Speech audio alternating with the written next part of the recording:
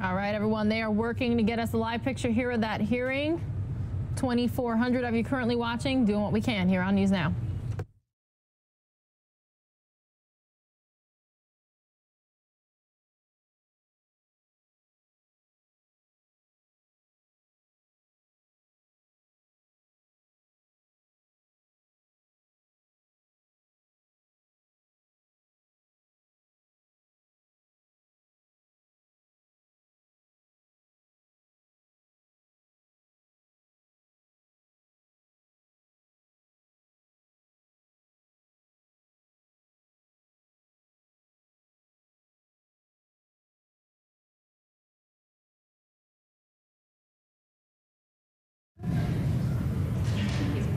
I saw it adjourn right before.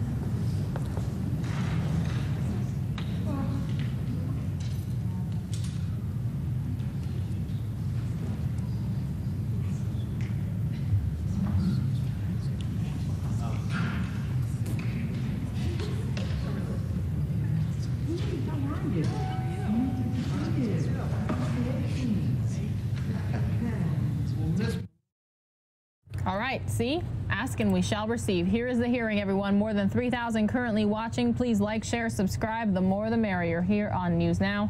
Appreciate you being with us for this Oversight of Nonprofit Organizations, a case study on the Clinton Foundation hearing. You're going to watch it here live on News Now, which is part of Fox10Phoenix.com.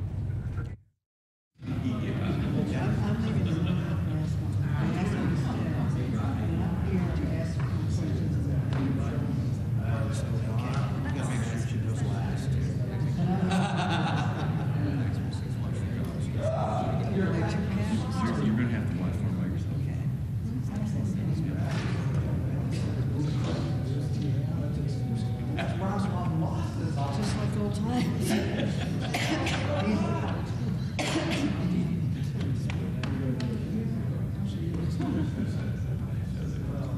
Certain things never change.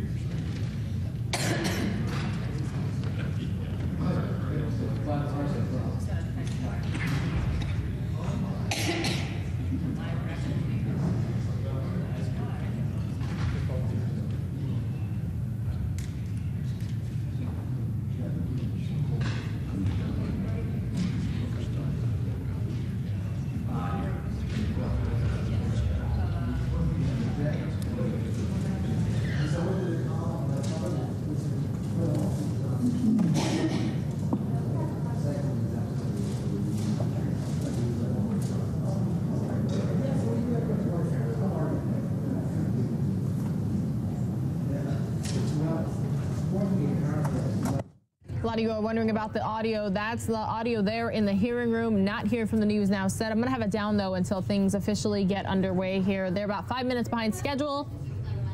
I say okay, though. Gives you some time to like, share, and subscribe News Now while we wait.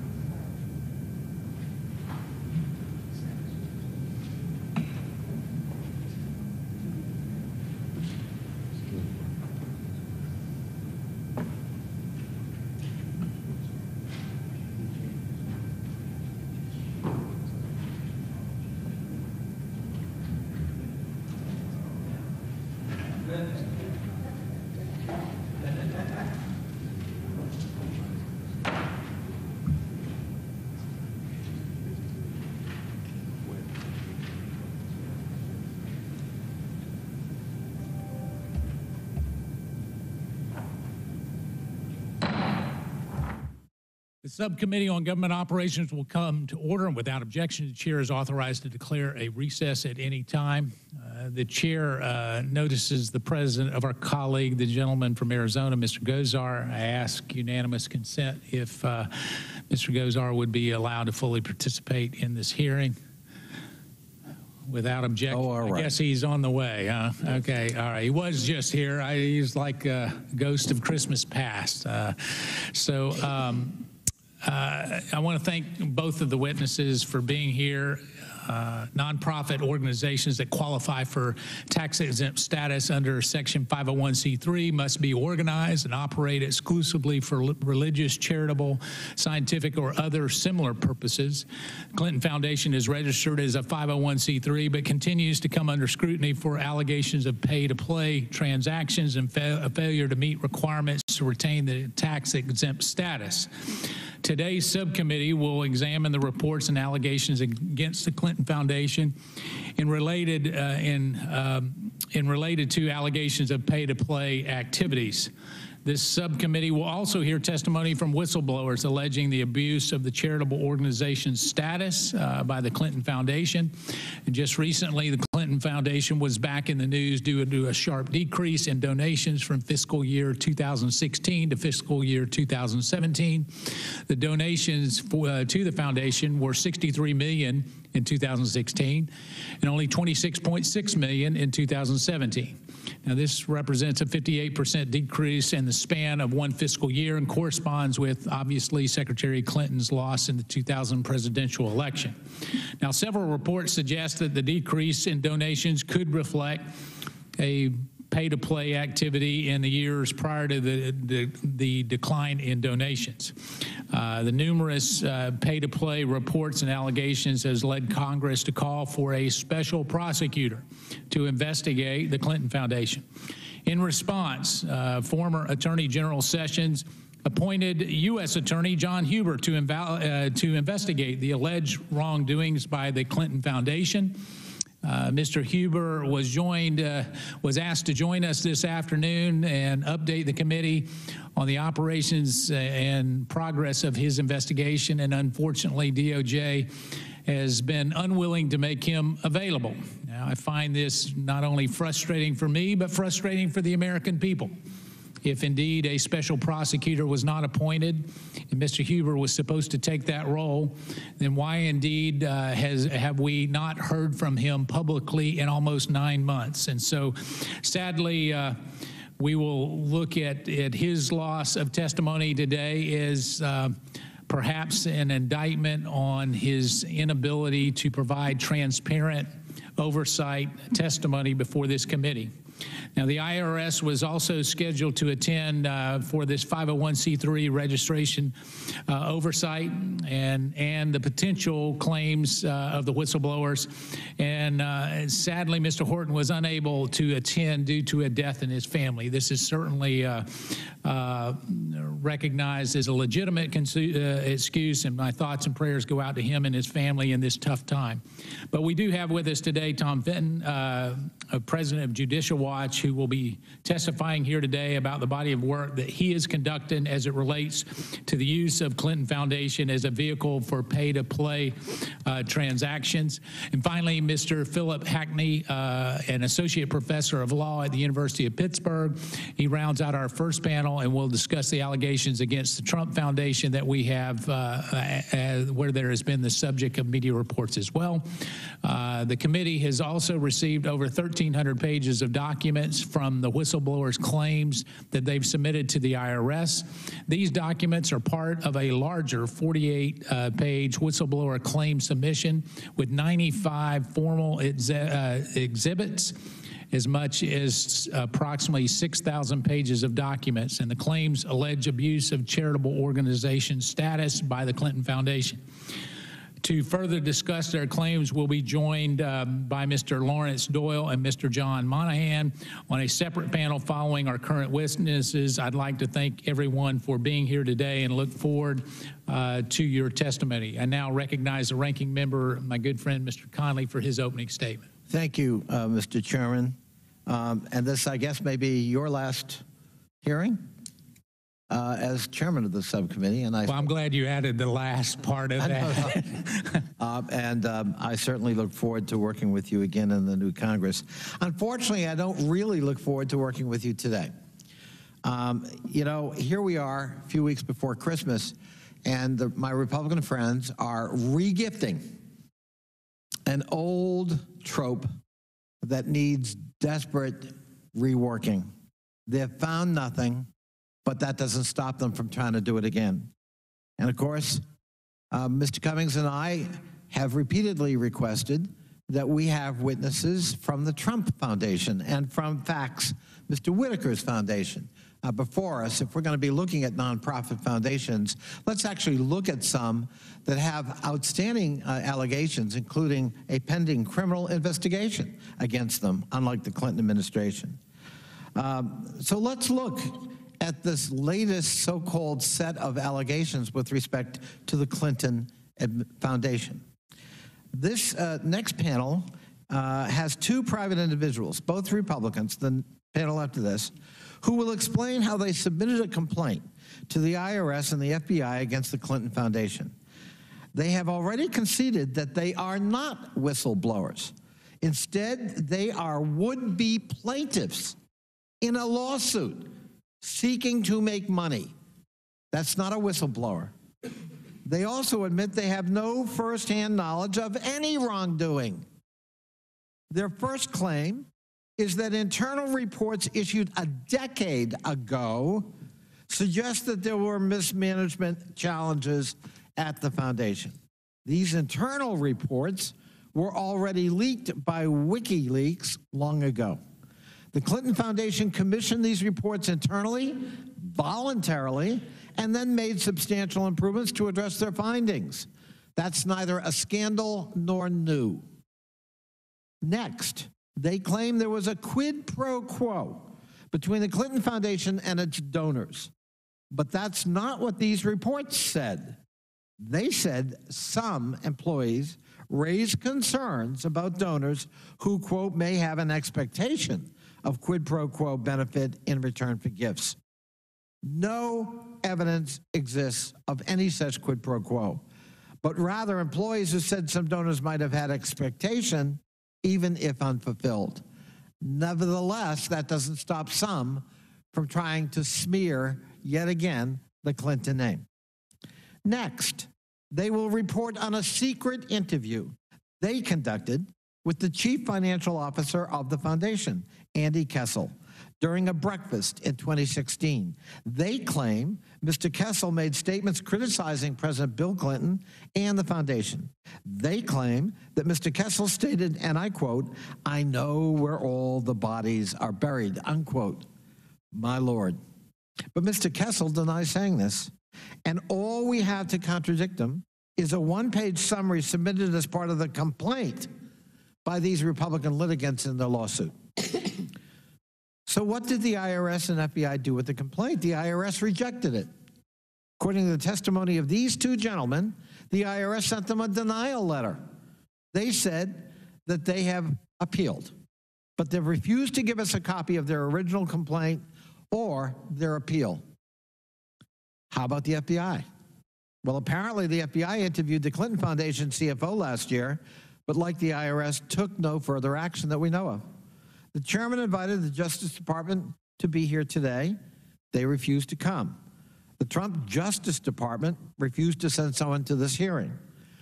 I will agree with the chairman. When a request is made by this committee, the executive branch, it should always be honored unless there are extraordinary circumstances. But I suspect one of the reasons they're not here is because there's no there there. And they don't want to have to testify to that fact, given the pillaring President Trump has engaged in with respect to the Clintons personally. Finally, there's one last allegation, Mr. Chairman. 2 days ago, John Solomon wrote an opinion piece in The Hill, a newspaper here in The Hill, claiming that the Clinton Foundation somehow misled the IRS based on state regulatory filing errors. This was reported 2 years ago. One tax expert, Professor James Fishman, summarized the allegations then as, quote, minor infractions equivalent to reporting someone who was issued a traffic ticket for parking 15 inches from the curb instead of the statutory 12. Unfortunately, this is part of a pattern. My friends on the other side of the aisle have been making unsubstantiated claims against the foundation for years. Last year, Republicans in this committee launched a joint investigation with the Intelligence Committee with claims of explosive new evidence from a confidential informant who could demonstrate Secretary Clinton orchestrated a quid pro quo with all 9 agencies of the Committee on Foreign Investment in the United States to approve the Uranium One deal. Remember that one? And corruptly direct millions of dollars to the foundation in return. My friends withheld their secret informant from us for months. But when we finally got the opportunity to interview that informant, his claims fell apart and failed to provide any evidence for the repeated and baseless claims.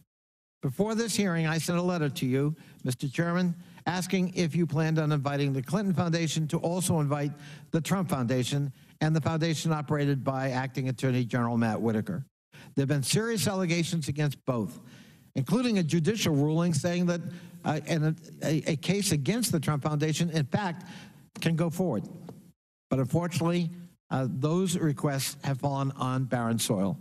Just last month, a judge ruled, as I said, in New York State, that the Attorney General could proceed with its suit against the Trump Foundation for serious allegations of, and I quote the judge, not an informant, failure to operate and manage the foundation in accordance with corporate and statutory rules and their fiduciary obligations, resulting in misuse of charitable assets and self-dealing. Then the New York Times reported that Acting Attorney General Whitaker's former organization paid more than $1.2 million in dark money from anonymous conservative donors to target and defeat Democrats in elections. Instead, we have our umpteenth hearing on the latest Clinton conspiracy theory, and of course, we don't want to look at those charges. There's irony here. My friends, the Republican Majority Leader Kevin McCarthy justified the massive investigations, you will recall, into Hillary Clinton after Benghazi by touting his party's efforts to bring down her poll numbers. That was the motivation. They had 8 committees, including this one, and a select committee squandered millions of dollars and found very little. Yet now the Democrats are about to gain control. And Mr. McCarthy now says we should not investigate President Trump. That agenda, he says, would be too small. We should focus on other problems, like perhaps, once again, the Clintons. The truth is, there are very serious issues we ought to be investigating instead of this one. Chairman Meadows and Ranking Member Cummings sent a letter to the Trump administration seeking documents about their inhumane policy of separating immigrant children at the border. And I applaud you for that, Mr. Chairman, and I supported that effort. We did not get a single document. We were completely stymied. And despite our requests, no subpoenas were issued and no hearings held. Of course, it's the prerogative of the chairman of the full committee to call hearings, and he's chosen to call this one. Unfortunately, I trust, and I think most people, it looks like a last gasp at partisanship. I thank the chair. So I thank the gentleman for his opening remarks, and so I'd like to make 2 very quick clarifications for my good friend, and I mean that in all sincerity. Mr. Huber's absence here today, if there's no there is certainly not an excuse not to be here. I think the chairman would agree with that, because if that's the benchmark that we're going to use, then all we have to do is hear from them that there's no there and no one shows up. And I don't think that that's consistent on either way. I'd also like to highlight that if indeed we're here a little bit longer, which it appears that we're willing to do, I'm certainly willing to look at all of the foundation issues. I've signed on 22 bipartisan letters for oversight, probably the most of any Republican member in that regard, because I believe that oversight done properly is what we need to do. I want to make one clarification. If we're going to look at foundations, we do need to look at all of them.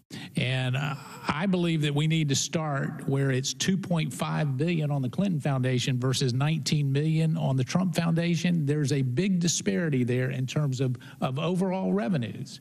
And yet I'm looking forward to cooperating with the new chairman, not to be presumptuous on government operations, in the new Congress where we do real oversight. And so I wanted to make sure that I clarified that. So, Mr. Fenton, you are recognized for your opening statement. Before we do that, I'm going to have you stand up. Both of you stand, please, Mr. Fenton, Mr. Hackney. If you will stand, and I'll actually ask you, I'm going to swear you in now, and then I'll read your credentials after that. How about that? If you'll raise your right hand. Do you solemnly swear to tell the truth, the whole truth, and nothing but the truth, so help you God? Please be seated. Let the record reflect that both witnesses answered in the affirmative. And so we're going to go ahead. Mr. Tom Fenton, you're the president of Judicial Watch. You are hereby recognized for 5 minutes. If you'll hit the red button. Talk button, thank you. Thank you, Chairman Matos, and thank you, Mr. Connolly, for conducting this hearing. Judicial Watch is a conservative, nonpartisan educational foundation dedicated to promoting transparency, accountability, and integrity in government politics and the law. Without a doubt, we're the most active Freedom of Information Act requester and litigator in the nation today. And it's no secret that Judicial Watch has had concerns over the years about the Clintons' ethics and respect for the rule of law. So it was with some skepticism we greeted promises by Hillary Clinton in 2008 and 2009 to conduct herself accordingly or appropriately with respect to the foundation as a condition of her being approved as Secretary of State, with some skepticism.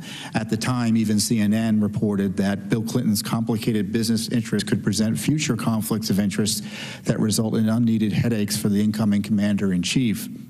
And to reassure President Obama and senators from both parties, Mrs. Clinton agreed to not participate personally and substantially in any particular matter involving specific parties in which the William Clinton Foundation is a party or represents a party.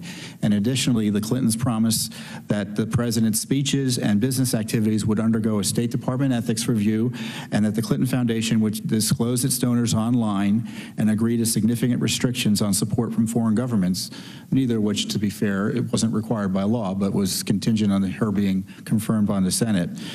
We obviously had zero confidence that these promises would be kept, and we began monitoring the ethics process and filed a Freedom of Information Act request in 2011 to see how that ethics process was being implemented. We were ignored for 2 years by the administration. We sued in 2013 and found something which wasn't terribly surprising to us, but still shocking, that former President Clinton gave 215 speeches and earned $48 million while his wife presided over U.S. foreign policy. Not one of those speeches was deemed a conflict of interest.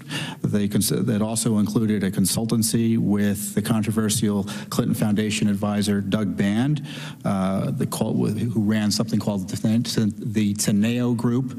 That consultancy ended after Teneo was caught up in a failed investment firm known as MF Global.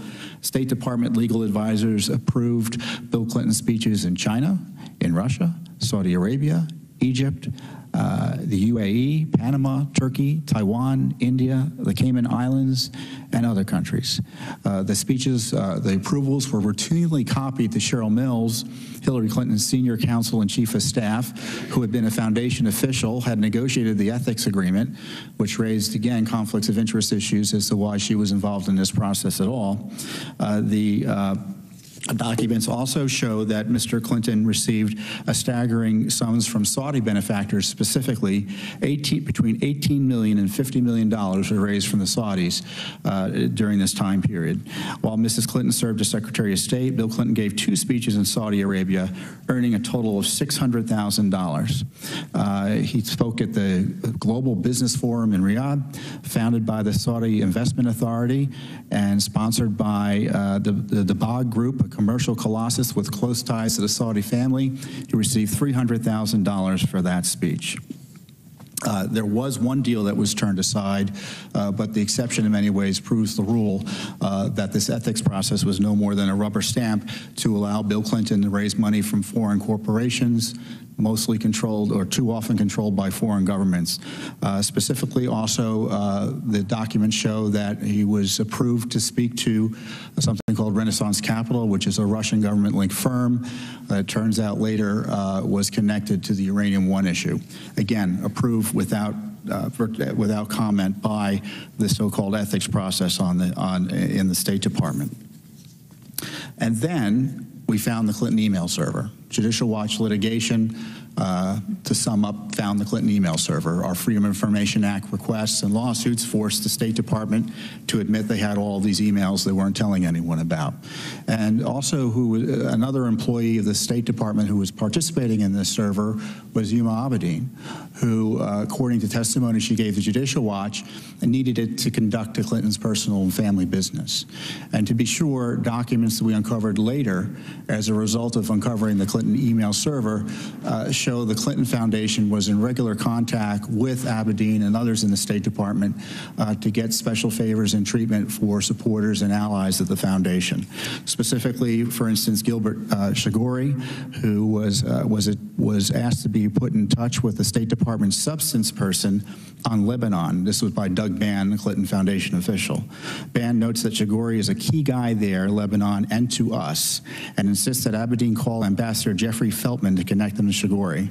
Shigori is a close friend of President Clinton, a top donor to the foundation. He appears near the top of the foundation's donors list, gave between $1 and $5 million to the foundation and pledged $1 billion to the Clinton Global Initiative. I don't know if he actually spent the money.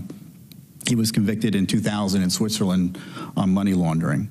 So you can see that the Clinton Foundation, the Clinton State Department almost immediately broke promises to President Obama and the Senate to maintain a wall of separation between the foundation and the state. We have numerous instances, it's detailed in my written testimony, of pay-to-play and favoritism for Clinton Foundation supporters with the Clinton State Department. It's so bad that the Crown Prince of Bahrain couldn't get a meeting directly with Mrs. Clinton through the State Department, so he went through the Clinton Foundation to try to get the meeting. Many have noted that it was hard to tell where the Clinton State Department ended and where the Clinton Foundation began, and this was in response to these disclosures, again, not of insider documents, but government documents that have been hidden from the American people. Then there's the Uranium One controversy. And specifically, it was a controversial 2010 Uranium One deal. There were monies that were funneled into the Clinton Foundation by Uranium One interests, specifically Mr. Frank Giestra. And these monies were hidden from the American people. The foundation promised to disclose these monies in, as I said, this earlier agreement. $31.3 million was given to, for instance, the foundation beginning in January 2008, or around the year 2008. We have the new documents, the document of the Renaissance Capital, $500,000, which is just the tip of the iceberg. And since then, both the New York Times has reported that Uranium One's chairman used his family's foundation to make 4 donations totaling $2.35 million to the Clinton operation. And of course, as I said, none of this was disclosed. And shortly after the Russians announced their intention to acquire this stake in Uranium One, Mr. Clinton received that $500,000 speaking fee from the Renaissance Capital organization. So we're asking for documents for Uranium One. We're getting the proverbial hand to the face from the administration on this. It's unfortunate that even the Trump administration doesn't want to divulge the full truth about this, but there is enough evidence to warrant serious investigations of the Clinton Foundation, and there is evidence that, in addition to this, that the Clinton Foundation investigations that may have been taking place during the Obama administration were suppressed by the Justice Department. So frankly, it's no surprise the Justice Department isn't here today. So I look forward to your questions. Thank you, Mr. Fitton. Mr. Hackney, you're recognized, and so I didn't say this, and I should have. If you will try to keep your oral testimony to 5 minutes, we'll be a little bit generous with you as well. And you're now recognized. Thank you, Mr. Chairman Meadows, Ranking Member Connolly, and members of the subcommittee. Thank thank you for inviting me here today to talk about a subject that is near and dear to my heart, nonprofit oversight. My name is Philip Hackney, and I'm a professor of law at the University of Pittsburgh. I study, write, teach, and speak about tax law and specialize in nonprofit organizations, and particularly with tax-exempt organizations. Though I am a professor, I worked for 5 years at the Office of the Chief Counsel of the IRS, looking over the tax-exempt sector. So I bring a wealth of experience. We wrote regulations, oversaw the policy of the IRS, and it was a very important time of my life, and I enjoyed the time working with that office. I additionally, before that, worked for Baker Botts, LLP, as a corporate attorney for 3 years, doing securities work and investigations into accounting irregularities. Now, I don't have much time. I've got 5 minutes. So let me cut to the chase. This is about oversight of nonprofit organizations. The IRS, as a practical matter, is seen as the nation's primary nonprofit regulator. Though the law is enacted by Congress and the regulations implemented by the IRS and Treasury could be improved, there's a real crisis in nonprofit organization oversight right now, which is that the budget is not sufficient to allow the IRS to do the job that needs to do well. It's not there. I have some numbers that you can see in my written testimony, but I'll use one fact from the, there was a great ProPublica piece, I don't know if you saw it the other day. It was called How the IRS Was Gutted, over a period of 8 years. And I'll use one number. The IRS today has fewer than 10,000 auditors. The last time it had that few auditors, 1953. 1953. For reference in terms of the exempt organization sector, this is the folks that are watching over these nonprofits that we're caring about today. They have in the range of 200 auditors, in the range of 200 determination specialists that are looking over this sector. So while the IRS presence has shrunk, the nonprofit world has gotten much bigger in that same period of time. There's over $3 trillion of assets in that sector, and about 5% of GDP takes place in there. There are over 1.8 million organizations that the IRS is overseeing within that world. The nonprofit sector is a terrific force for good. It's an incredible small d democratic effort at solving our problems in our nation's soup kitchens, in our churches, and in our schools. It's important that there be good oversight of this group. They take care of Americans daily in our lives, and it matters what happens. There are those who take advantage of these organizations or direct the organizations to their own self-interest, carry out their own things that they want to do. The law should be there to stop them from taking those actions. And when I worked at the IRS, they were working hard every day to do that activity. I know folks in state offices that were working hard every day to take care of that activity. But realistically, the amount of money, the resources that are just not there. They aren't, Mr. Chairman. I'm not certain what this subcommittee has in mind, hopes to accomplish through this hearing. A hearing on nonprofit oversight could do real good for this community. I see newspaper stories every day about people taking advantage of charities, and it breaks my heart when I see that happen. If this is going to be a tit for tat, showing this foundation that's conservative did this or this foundation that's liberal did that, it ain't going to help us. It just becomes a tit for tat political effort.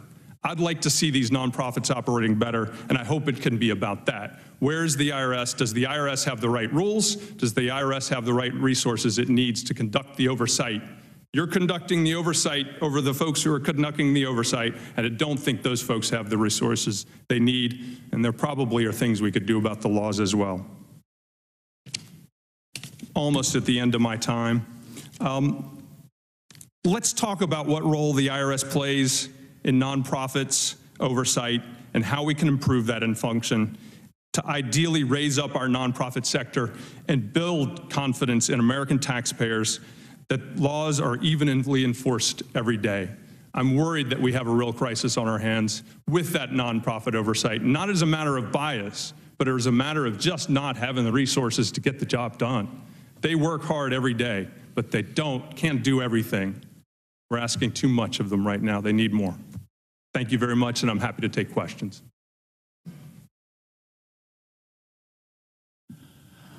Thank you, Mr. Hackney. And so you were at the IRS, you were over the 501c3 through 20, whatever the numbers are, section? Is that yes, correct? Mr. Chairman.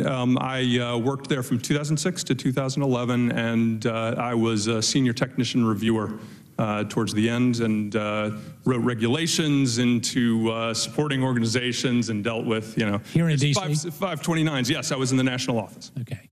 All right, thank you. Your former colleagues would be really happy with your opening statement. The chair recognizes the gentleman from Georgia, the vice chair of the Subcommittee on Government Operations, Mr. Heiss. Thank you very much, Mr. Chairman. Mr. Finn, let me begin with you. I would assume that you're familiar with the Department of Justice Inspector General report that was released in February of 2018 pertaining to Andrew McCabe and the conversation he had Yes. pertaining to the Yes. Okay. There's some interesting information that is revealed in that report, specifically a telephone conversation that McCabe had with the Principal Associate Deputy Attorney General, possibly Matthew Axelrod, pertaining to the Clinton Foundation. Are you familiar with what I'm talking about in that conversation? Yes. Okay. Can you briefly describe what that conversation consisted of? Well, according to the IG report, which I do quote in my testimony, they had this conversation regarding the Clinton Foundation investigation in August of 2016. McCabe said that the Justice Department expressed concerns about FBI agents taking overt steps in the Clinton Foundation investigation during the presidential campaign. According to McCabe, he pushed back asking, "Are you telling me that I need to shut down a validly predicated investigation?" McCabe told us, the IG, that the conversation was very dramatic. He had never had a similar confrontation before with DOJ. But prior to that, senior DOJ officials refused FBI requests to issue subpoenas on Clinton Foundation issues earlier in 2016, according to reports. And that, since then, supposedly there's been a new investigation launched, but I haven't seen any of the indicia of a serious investigation by the Justice Department yet. Well, I would agree that that was a very dramatic conversation. And McCabe said, as you mentioned there, that he had never had a conversation like this in his career at the FBI. Do you believe that this demonstrates that the Justice Department was actively trying to protect the Clinton Foundation from an FBI investigation? Yeah, it's just one of, I think, a few pieces of evidence demonstrating that the Clinton Foundation was being protected by the Justice Department, especially during that election year. These pay-to-play allegations, for instance, that we uncovered, these emails, they came out in August of 2016. Not that we timed them to come out in August 2016. That was a result of the Justice Department taking 8-9 months to release them to us, or the State Department taking 8-9 months to release them to us after they received them from Hillary Clinton and Ms. Abedin. So this was a very tricky time period, and so I can imagine there was pressure on the FBI and Justice Department to do something. What, in your opinion, would be the reason that they were trying to protect the Clinton Foundation? Well, the Justice Department at the time was working with the Clinton campaign to target President Trump. They were targeting President Trump. One of the key folks involved in that was Peter Strzok, who's had a demonstrated bias as an FBI official against Mr. Trump and for Mrs. Clinton. The irony of the McCabe situation is that McCabe is accused of leaking in pushback to the Justice Department, saying that we are investigating Hillary Clinton, which happened to be accurate, but was not something he was supposed to be telling the newspapers. That's why he allegedly lied about leaking to it.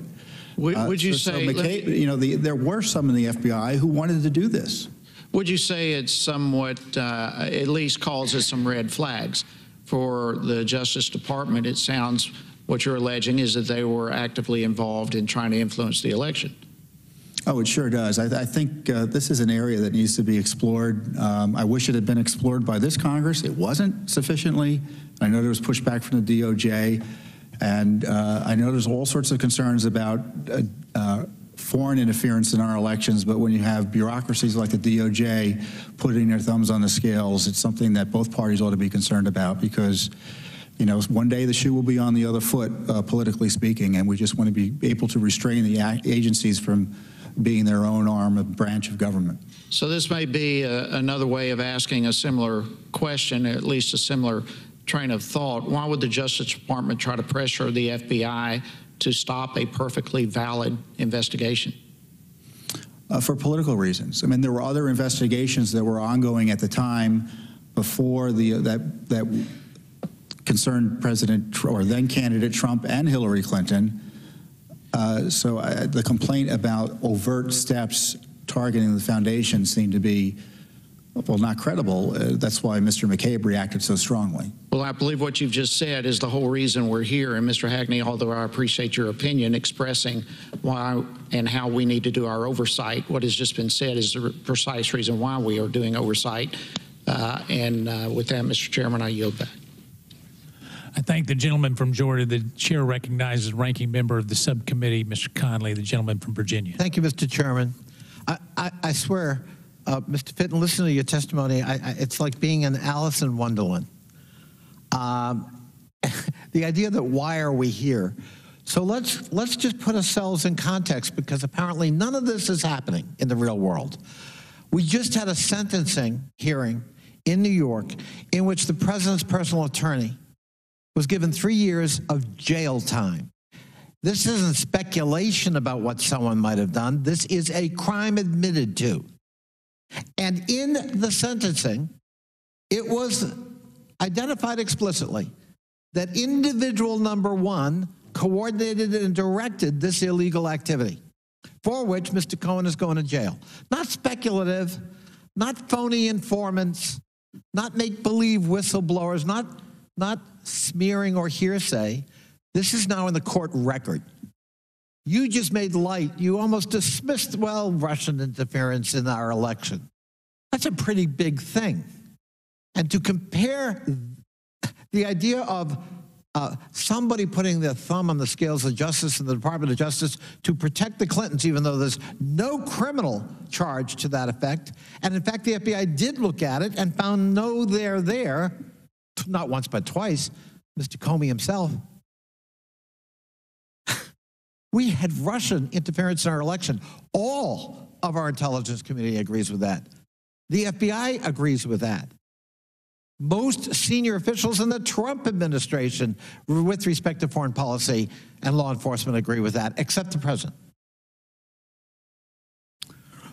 We have criminal investigations, Mr. Fitton, not about the Clinton Foundation, but about the Trump Foundation.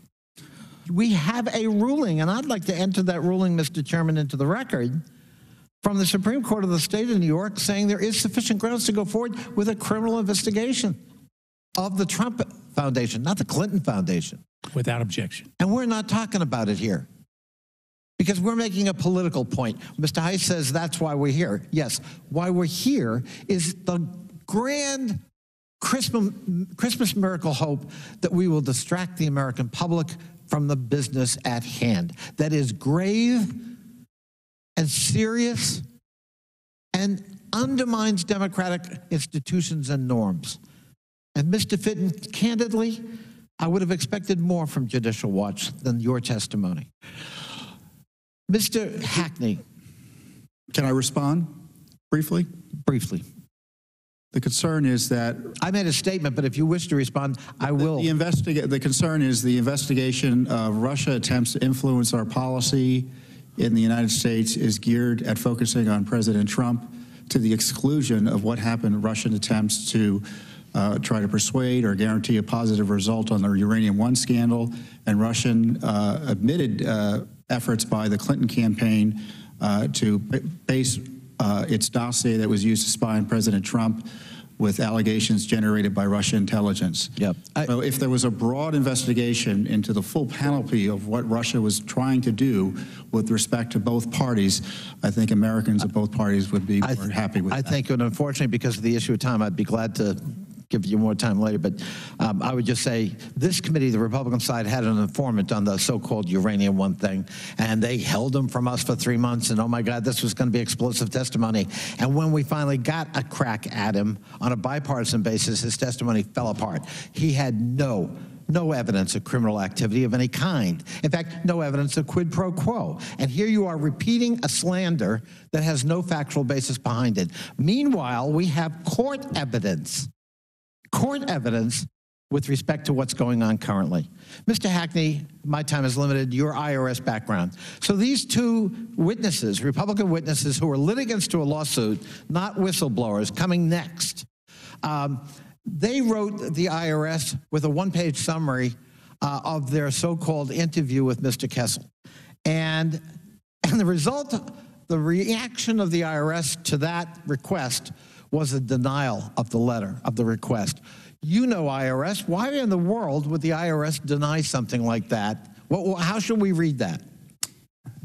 So I won't talk specifically to any particular organization or circumstances, but in terms of thinking about the IRS assessment of any particular whistleblower claim, it's going to be a number of considerations. Particularly, did someone bring actual credible information that leads to something that returns tax dollars in some way? And they must be concluding, forgive me there, if the IRS has made that choice within a Whistleblower Act, the primary thing must be that no one is bringing something to the table there. And I do want to note, I just wanted to say to Vice Chair Heiss, I agree fully that this committee has an important role in oversight. So, and Mr. Chairman, just a unanimous consent request. Thank the chair. Thank you both for testifying. I'd like to enter into the record our correspondence, Mr. Chairman. Our letter to you dated November 29th, requesting the broadening of this hearing. Your one-page response to us on December 4th, and our counter to that, our response to that on December 10th. I'd like to enter it into the record. Without objection. I don't know that I've seen the December 10th letter, but I'm sure I will. Well, I mean, today's the 12th, so maybe it's in the mail. It's probably in the mail. I think my good friend knows I don't play surprises with him. No, I operate on the assumption. And that's why you get the grin that I agree with. I thank the chair. Thanks. All right. The chair recognizes the gentleman from Ohio, Mr. Jordan. For I thank the chairman. I just respond to my good friend from Virginia. We're not trying to distract anyone. We're just trying to stop this double standard that exists in our culture today. There's one set of rules for us regular folk, but it looks like to me a different set if you're part of the politically connected class. And that's all this is about. And we have two whistleblowers we haven't heard from. We're going to hear from them here in a second, and we'll find out what they have to say and hopefully get to the truth. So before I come to you, though, Mr. Fitton, I want to go to Mr. Hackney. Mr. Hackney, when did you work at the IRS again? I was in the exempt organizations branch of tax-exempt government entities. And what years? 2006 to April of 2011, I got an opportunity to join the faculty of Louisiana State University Law School, and it was an exciting opportunity. Well, wonderful. We're happy for you. But you were there when the targeting of conservative groups started then, right? Apparently it did, but I was not involved in any of that. It says you were head of exempt, you advised the commissioner regarding exempt organization requirements. This all took place in the exempt organization division of the IRS. But I did not handle any. Didn't know anything about it? I did not handle. Did you work with Lois Lerner? I did work with Lois. And but you didn't know anything about the be on the lookout list or anything like that? I was not aware of those particular. When did you first find out that the IRS was targeting conservative people and this whole double standard that I just mentioned was going on right in the very division that you were supposed to be advising and overlooking? Sure, I appreciate the question. I would disagree with characterization of targeting, but I was at the meeting. Well, you don't think people were targeted? Don't believe they were. I think there was a list that had three terms: 9, 12, Tea Party, and conservative. If those terms come up, you got put on the list.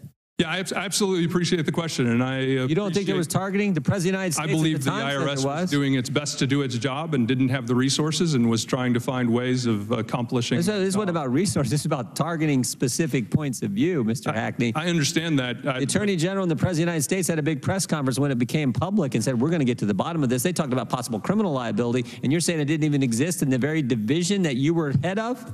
I'm not saying it didn't exist. I'm not saying that they were not looking at Tea Party organizations, but I'm also saying that they were looking at many different other organizations, as you'll see from various reports that came out later. That is not true. That is not what the Inspector General said.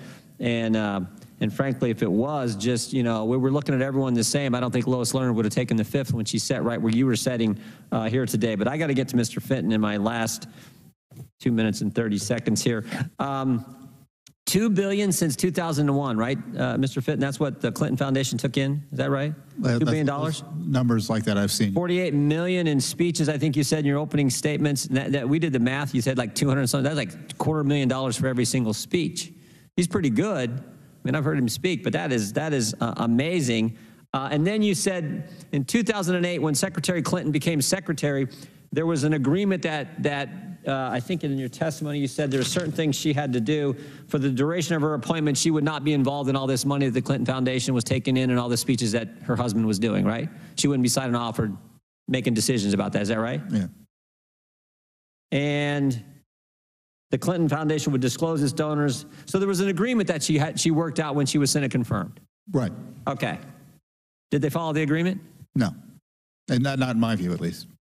So they had to get permission for her to be Secretary of State and continue to do all the things they did. They got permission, they got the okay, and then they didn't follow it. No, they immediately began, the foundation immediately contacted Ms. Abedin, who worked closely with Mrs. Clinton, to start getting things done for foundation supporters, as I've described. And it's not what I described, the emails. So the secretary, she kept her part of the deal, but she just had her lawyer, her chief of staff sign off on everything. Is that sort of how it worked? Yeah, Abedin did the heavy lifting there, yeah. Yeah. You think there's a double standard right now in America, Mr. Fitton? Oh, yeah. Mrs. Clinton is being protected by, and was protected, and frankly still is being protected from the consequences of her behavior at the State Department and subsequently. My colleague from Virginia talked about some things that have happened recently with Mr. Cohen, but I think it's interesting. I don't remember anyone associated during the Clinton investigation. I don't remember anyone associated with the Clinton investigation. Well, first of all, they didn't even call it an investigation. Remember what they were told to call it? Matter. Yeah, we're supposed to call it a matter, right? It was obviously an investigation, but was told to be called a matter. I don't remember Cheryl Mills getting her door kicked in at 5 in the morning and having everything confiscated. I don't remember that at all. In fact, she worked out a deal ahead of time, got immunity before she even turned over any of her records or communications. Is that right? Yeah, I'd like to, I would just love the committees or someone to investigate. We're doing it separately at Judicial Watch, but to find out whether or not, as report suggests, the foundation investigation the FBI was conducting in 2016 was actively suppressed by the Justice Department and curtailed. Public reports are that FBI agents were only able to read newspaper articles as part of their investigation. They were denied subpoenas and other basic tools available to them. Yeah. And when you compare and contrast the special counsel investigation into President Trump and his associates, that's what a real investigation looks like. Yeah. Abuses aside, we haven't had anything comparable even during the Clinton email issue. And yeah. Certainly this is tied to the Clinton email issue. Mr. Chairman, I know I'm a little over time, but if I could real quick, I didn't expect to spend as much time on Mr. Hackney denying that there was targeting at the IRS. But you're I think, exactly right. I've never seen this happen, Mr. Fitton, where the director of the FBI is fired, the deputy director is fired, the chief legal counsel is demoted, then leaves, FBI counsel Lisa Page is demoted, then leaves, and Peter Strzok, deputy head of counterintelligence at the FBI, is demoted and then fired. I've never seen that happen. But what's interesting, those are the same people who ran the Clinton investigation and started and launched the Russian investigation. Never seen that happen in any other federal agency, even as bad as the IRS was. They only had a couple of people, and none of them got fired. They just left. They're still getting a pension. So I've never seen anything like that. And the other thing that always strikes me as sort of interesting, and I'll close with this if I could, Mr. Chairman, is the names they gave the investigations. right? The Clinton investigation was the mid-year exam. But the investigation into possible coordination between the Trump campaign and Russia was Crossfire Hurricane. I'd like to, just the name suggests a completely different approach and a completely different standard in how they're going to run the investigation. With that, I'd yield back, Mr. Chairman.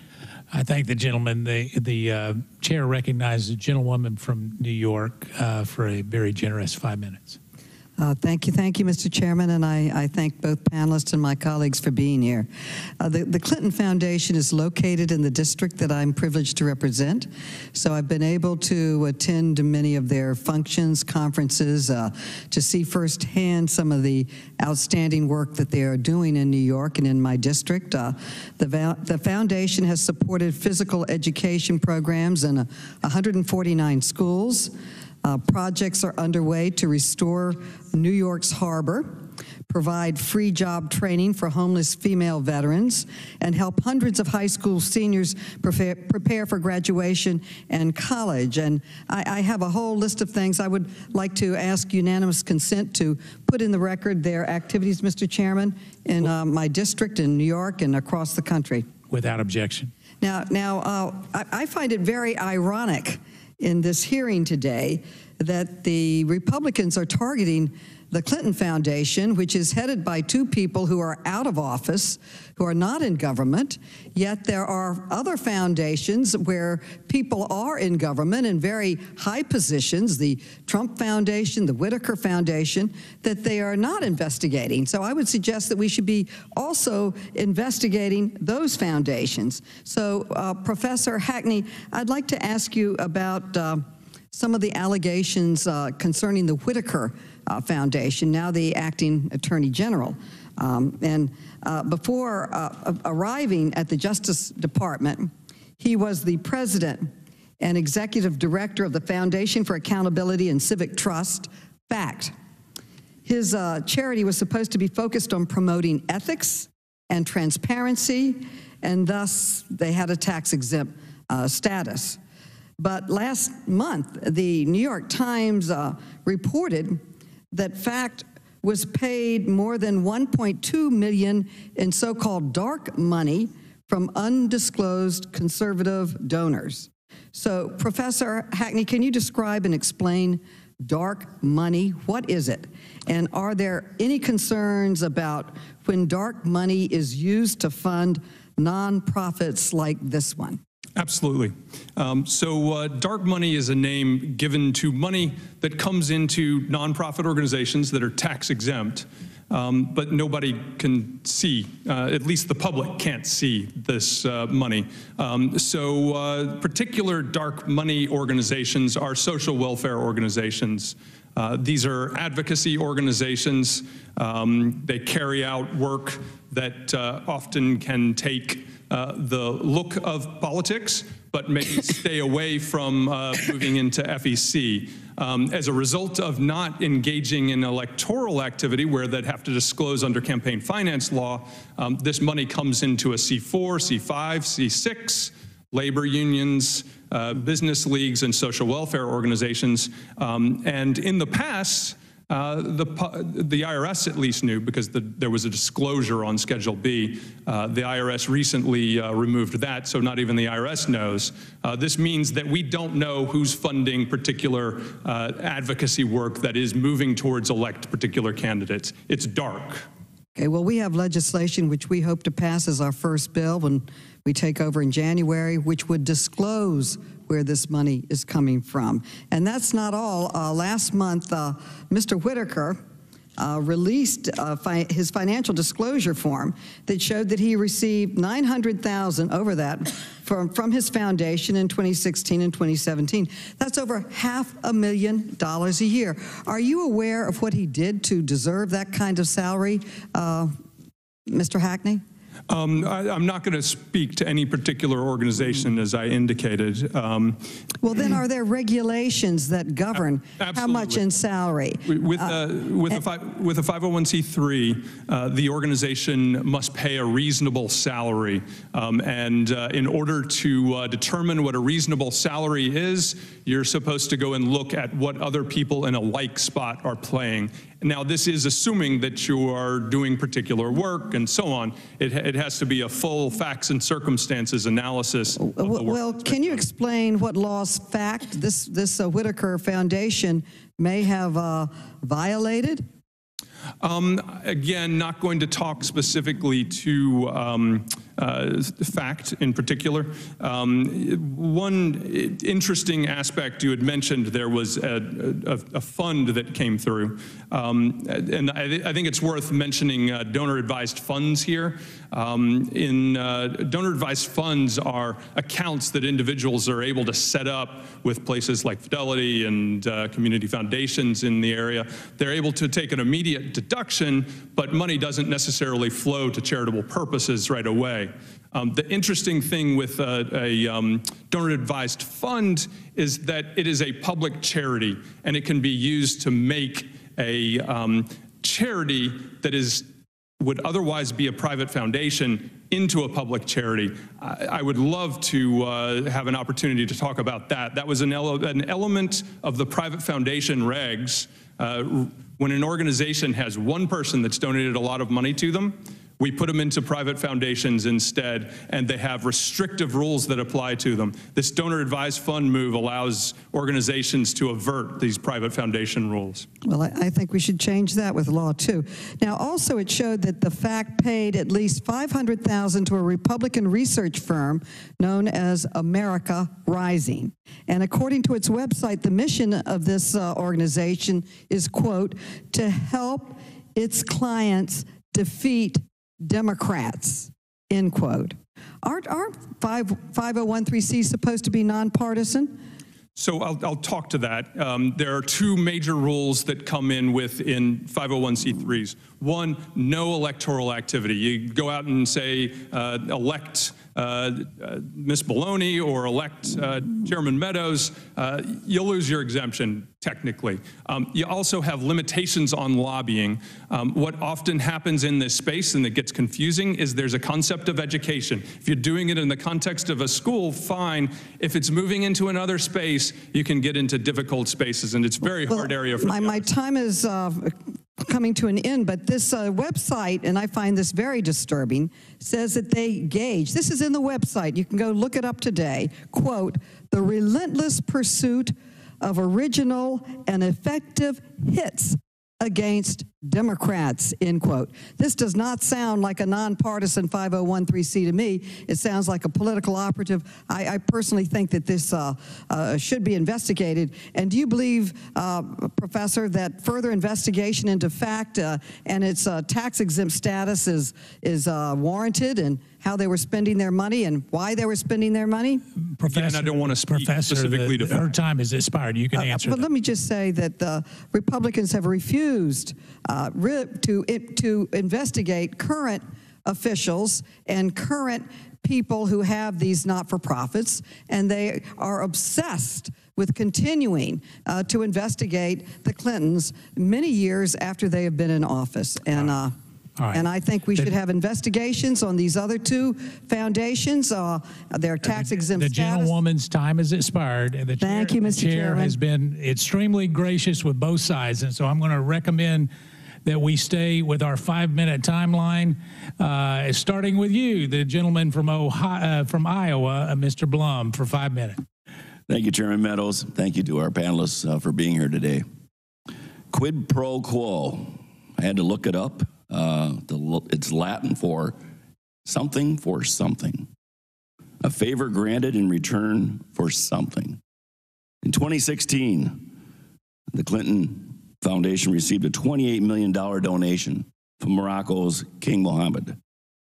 And shortly thereafter, Secretary of State Clinton relaxed U.S. foreign aid restrictions on Morocco. Mr. Fitton, was that a quid pro quo? Was that just a coincidence? That's the matter that needs to be investigated. The foundation, the Clinton Foundation, and its associated, the Global Initiative, was able to raise tons of money during Mrs. Clinton's tenure as Secretary of State.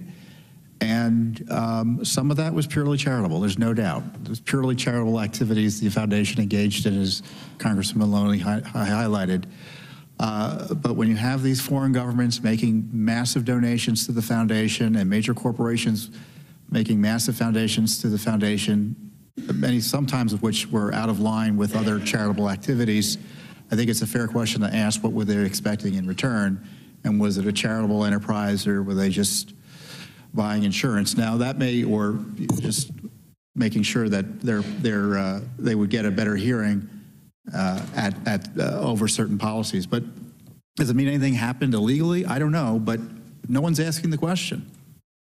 Laureate University, $17.6 million to President Clinton, while Hillary Clinton was Secretary of State, to be the honorary chancellor. I did not know that paid so well. Mm-hmm. The founder at that university has another organization called International Youth Foundation that received $40 million in grants while Secretary Clinton was in office. After she left office, the grants went from $40 million to a little over $3 million. Is that a coincidence, you think, Mr. Fenton? I don't know. You have to ask the question. And this is why Mrs. Clinton promised these disclosures, and which makes it so problematic that these disclosures weren't followed as they were supposed to have been. We asked the State Department, give us the agreement. What did Mr. Clinton agree to do in exchange for that enormous amount of money? But that portion was blacked out by the State Department. A Ukrainian oil and steel magnate, Mr. Pinchuk, donated between 10 to 25 million to the Clinton Foundation. In return, he was offered priority access to the State Department. Mr. Fenton, would you say it's quid pro quo? It certainly seems that way. And then lastly, and I know your organization has done some work on this, Mr. Fenton, the Uranium One deal. Those interests involved in that deal contributed more than $140 million to the Clinton Foundation. Mr. Fenton, could you fill this organization in on what happened in return for that $140 million in contributions? Well, the State Department, in addition to other agencies, approved the goal of those entities, which was to get this stake in Uranium One. And again, the FBI was looking into it, and the allegation is the FBI investigation was curtailed and silenced, or at least aspects of it were silenced from public disclosure to protect the Clintons and the Obama administration generally from controversy on this. And again, another area for investigation. In your opinion, how would that happen? How would it be silenced? How would it be curtailed? How could that happen? You don't pursue certain leads. You undercharge. In the case of the Uranium One, I think the allegations were that some folks were being charged and a lot of issues were being left out of the documents or the charging documents or the cases that would have embarrassed some. Whether all of that is true or not, I don't know, because the Justice Department isn't giving us the documents. Thank you, Mr. Chairman. And I have 33 seconds left. Let the record reflect. In Iowa, we have a saying: if it looks like a pig, if it sounds like a pig, and if it smells like a pig, it's probably a pig. And I think, based on what I read today, something smells here. I yield back my time. I thank the gentleman from Iowa. The chair recognizes the gentlewoman from the District of Columbia, Miss Eleanor Holmes Norton. Thank you, Mr. Chairman. I just want to establish what the standard should be. We understand here we had a president of the United States on the one hand and a Secretary of State on the other. It was a unique situation. So the absence of a standard is pretty clear. So we got to look at the modus operandi for the foundation itself, because there were bound to be instances in which a foundation would look as though it was receiving some favoritism And that's what happens, I suppose, when you have two very prominent people operating at this high corridor. So I thought I'd look at internal reviews by the Clinton Foundation. Now, these were voluntary reviews, and that's what interested me. Apparently, the foundation noted some issues, that there weren't as many governing board meetings as there should be. There was not timely reporting of conflicts of interest. Those are the kinds of things that might have been found by some investigation, but these were found by voluntary internal reviews by the foundation itself. Here again, I'm looking for a standard as to how a foundation should act in this kind of situation. Professor Hackney, do you think the kinds of internal reviews that were conducted by the Clinton Foundation are best practices? Is that how it should be done? So again, I don't want to speak specifically to the Clinton Foundation, but as someone who actually goes out and trains directors to be directors of nonprofits, I certainly encourage rigorous and engaged discussion of a board. A board should be engaged in what's going on. The nature of various businesses is you'll have problems. I'm sure each of the members have had challenges in their organizations that they run, and it's important to do that kind of oversight. I deeply appreciate, as Mr. Heiss had noted, this committee is important. Doing the oversight is really important. It makes a difference in the functionality both of the government and the operations out there. Thank you very much. That goes well beyond my question. Yep. Now, you look at the review that the Clinton Foundation did, it's fair to ask, well, what resulted? And here I am informed that they updated their conflict of interest policy. They reformed their vetting and gift acceptance policy. I'm not asking you to look at those particular reforms in a context you don't have, but are those the kinds of reforms or changes, I apologize for this cold, that you would expect a charity to make after commissioning reforms of the kind that I have just So again, not as the Clinton Foundation, but I highly recommend a good conflict of interest policy and a good gift acceptance policy. They're critical to a nonprofit operation. So that was always, given the fact that one was the president and one was the secretary, had been the president and one had been the Secretary of State, you can see how difficult this situation was. Some employees who were interviewed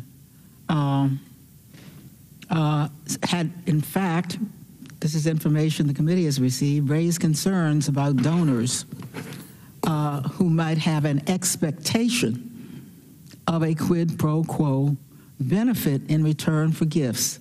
Again, this is almost inherent in these two high-level officials operating in the same space.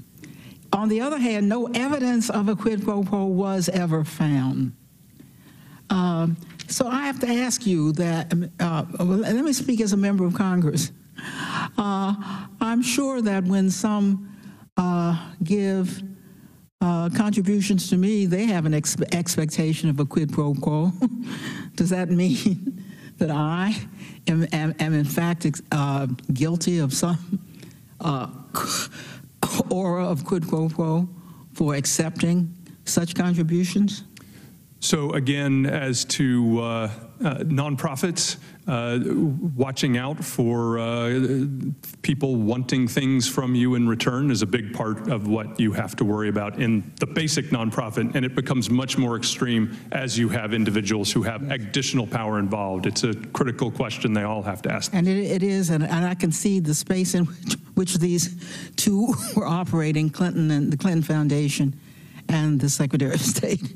Mr. Chairman, could I note for the record that the Clinton Foundation has received ratings, 4 out of 4 stars from Charity Navigator, platinum rating from GodStar, an A rating from Charity Watch, and accreditation from the Better Business Bureau for meeting all 20 of its standards of governance, effectiveness, financing, and fundraising. Thank you very much. I thank the gentlewoman. The chair recognizes the gentleman from Arizona, Mr. Gozar, for 5 minutes. Thank you, Mr. Chairman. Good seeing you, Mr. Fitton. Thank you. Now, is it true that the most recent filings for the Clinton Foundation have shown a significant drop-off in donations now that they have no political power? I haven't seen the filings themselves, but there's been reports that there's been a 62% drop-off in donations. So Sidney Blumenthal, a known political operative, was retained by the Clinton Foundation, correct? Yes, I recall he was getting paid at $10,000 a month by the Clinton Foundation. So now, while he was getting a rather large paycheck from the Clinton Foundation, he was also in Libya serving as then Secretary Clinton's unofficial advisor, correct? According to the New York Times and documents, I think, disclosed as a result in part by Judicial Watch's efforts, he sent Mrs. Clinton 25 memos on Libya. He was also pushing his own financial interest by trying to get contracts, correct? Yes, he worked for the Clinton Foundation and he had business concerns in Libya, it's been reported. Is there an ethical concern with a known political operative working for a supposed nonprofit that is pushing for a war that he can profit from? Well, maybe. I think the public interest here is that Mrs. Clinton promised she'd stay out of Clinton Foundation business, and she immediately and secretly started taking advice from a Clinton Foundation official, Sidney Blumenthal. Now, as we turn this body over to the opposition party here and they launch fake investigations into foreign influence, I would like to take some time to ask the panel about real foreign influence, because I know they're not going to. Now, we continually see foreign governments and foreign entities funnel millions of dollars to environmental groups. 2 of the largest environmental groups in the world, the Natural Resources Defense Council and the Sierra Club, have received millions in grants from the Sea Change Foundation. The Sea Change Foundation itself got millions from a Bermuda company linked to Russia. As we all know, the environmental groups have undermined the energy sector in the United States. They've even got fracking banned in the cash-strapped state of New York. Now, if my friends across the aisle, the media, and Mr. Mueller were truly interested in Russian interference, would it make sense to start there, Mr. Fitton? Oh, I've seen reports about that. The Russians obviously have an interest in making sure that competitors are harmed in the energy sector, and I'm surprised it hasn't gotten more attention, their involvement in the environmental movement here in the United States. So Russian money affecting U.S. policies that Russia benefits, it's incredible. In my other committee, the Natural Resources Committee, we're trying to investigate the relationship between the Natural Resources Defense Council and their links to Communist China government. The NRDC has gotten cozy with the environmentally unfriendly Chinese government while suing the U.S. government whenever it can, particularly the U.S. Navy and its weapon development programs. Now, I'm sure I don't need to remind anyone here that China sees the U.S. Navy as its greatest foe. Mr. Fitton, should a nonprofit be made to register as a foreign agent if it is taking funds and orders from a foreign government that is trying to harm U.S. national and energy security?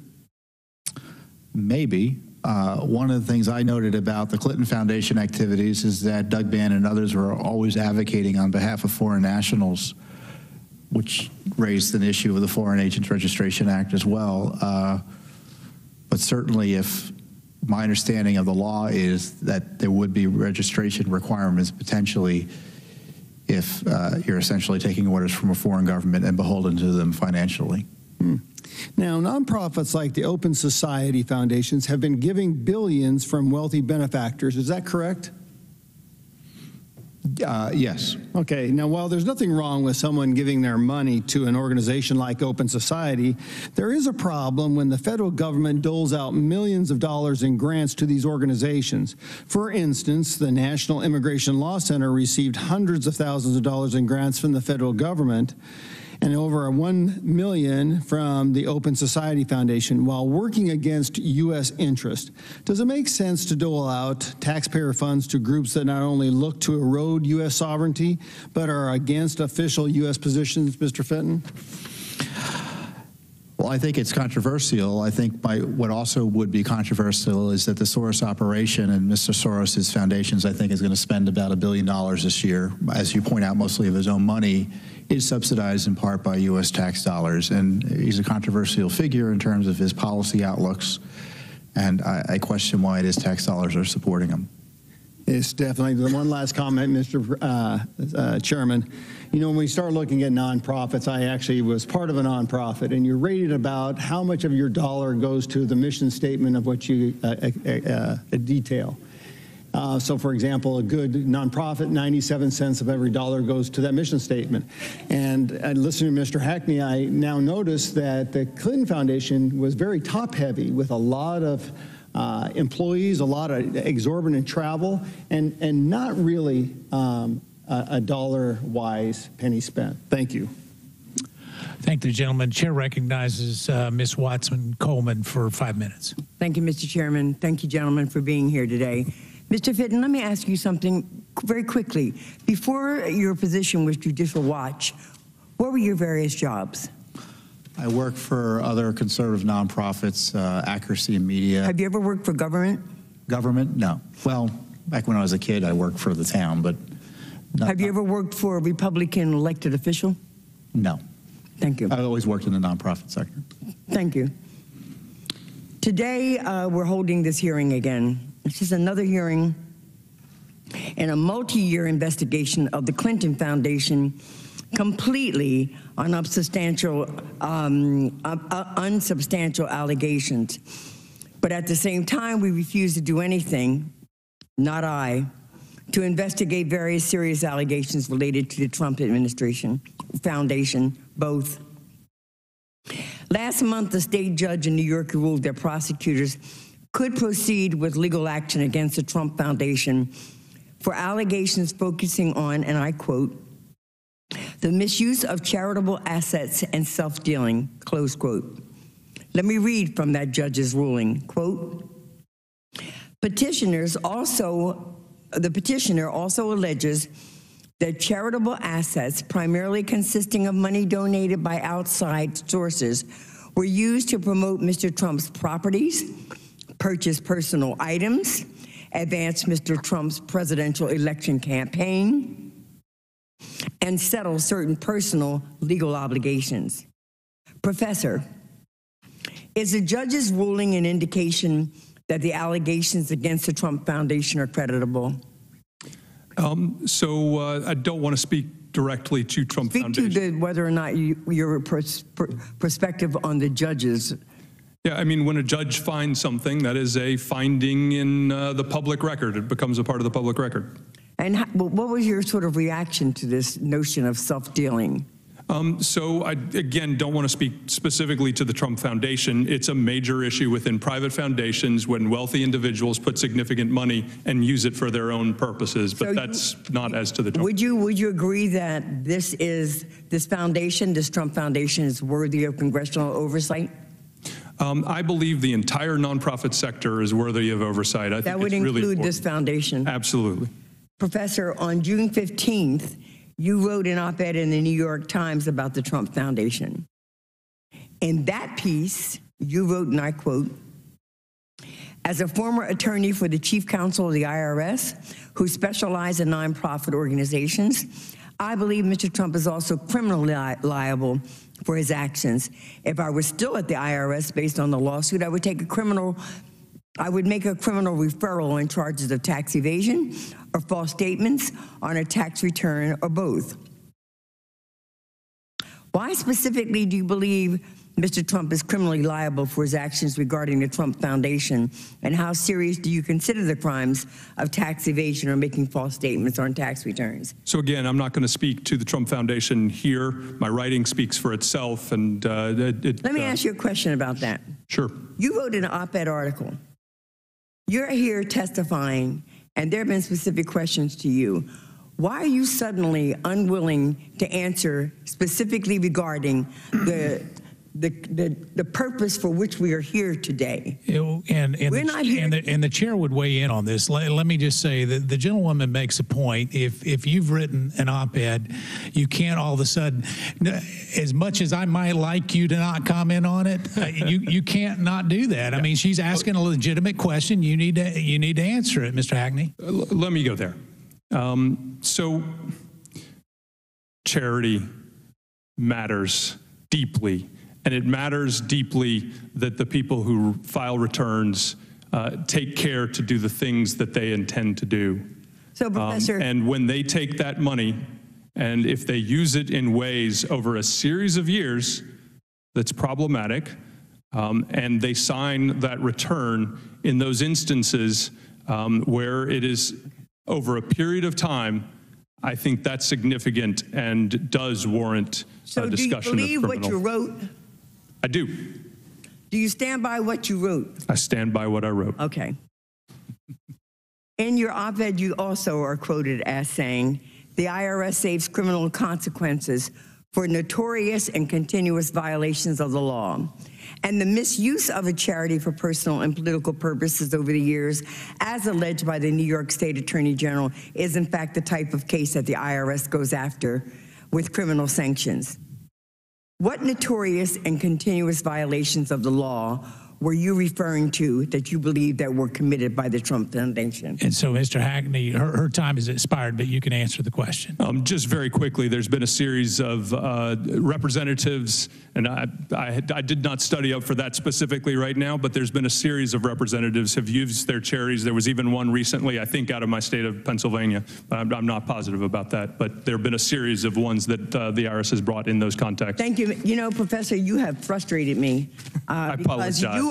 You are a person who has written what you believe. You are a professor, you are a scholar, you are a former IRS employee, and then you can't even feel comfortable in supporting what you've already said in writing. With that, I yield back. I do support it. The chair recognizes himself for a series of questions. Mr. Hackney, let me follow up on Ms. Watson-Coleman. How many pages of the documents, the Trump Foundation and their filings have you reviewed? I've reviewed all of their 990 PFs over a long period of time. Yeah, but 990, it doesn't tell the whole story. Sorry. The tax returns that the IRS has filed, I've also reviewed the public record in terms of the reports made by David Farenthold. In terms of what is their internal documents, would you be qualified to provide an audit in terms of what they've done or not done based on the documents you've reviewed? I'm not certain of the question. Based on the documents you've reviewed, yep. Would you be qualified to be able to give an opinion on an audit of the Trump Foundation? So I think you're asking, have I seen every single possible document out there? And I have not seen every possible document out there.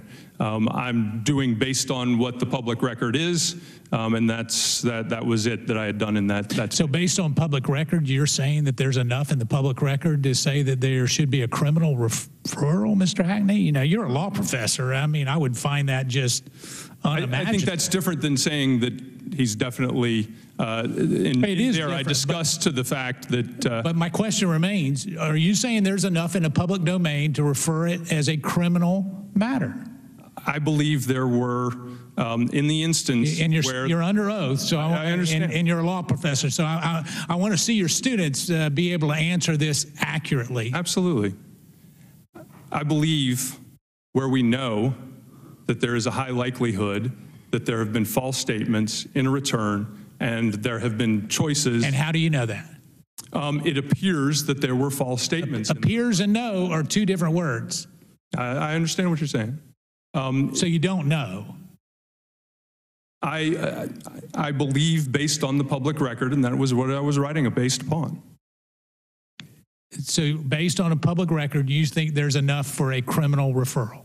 I believe that in that report that there was enough to show possible problems there. But again, I don't want to go into that, and I did not prepare to talk to specific facts. This hearing was called at the last minute, and I have not had that time. Well, you as a witness were called at the last minute by the minority, so I just want to make sure that that's clear. I appreciate that, Mr. Chairman. So let me go a little bit further, Mr. Fenton. I want to talk about, everybody's talking about how great the Clinton Foundation is and how above board and A ratings and platinum ratings and gold ratings and all of this.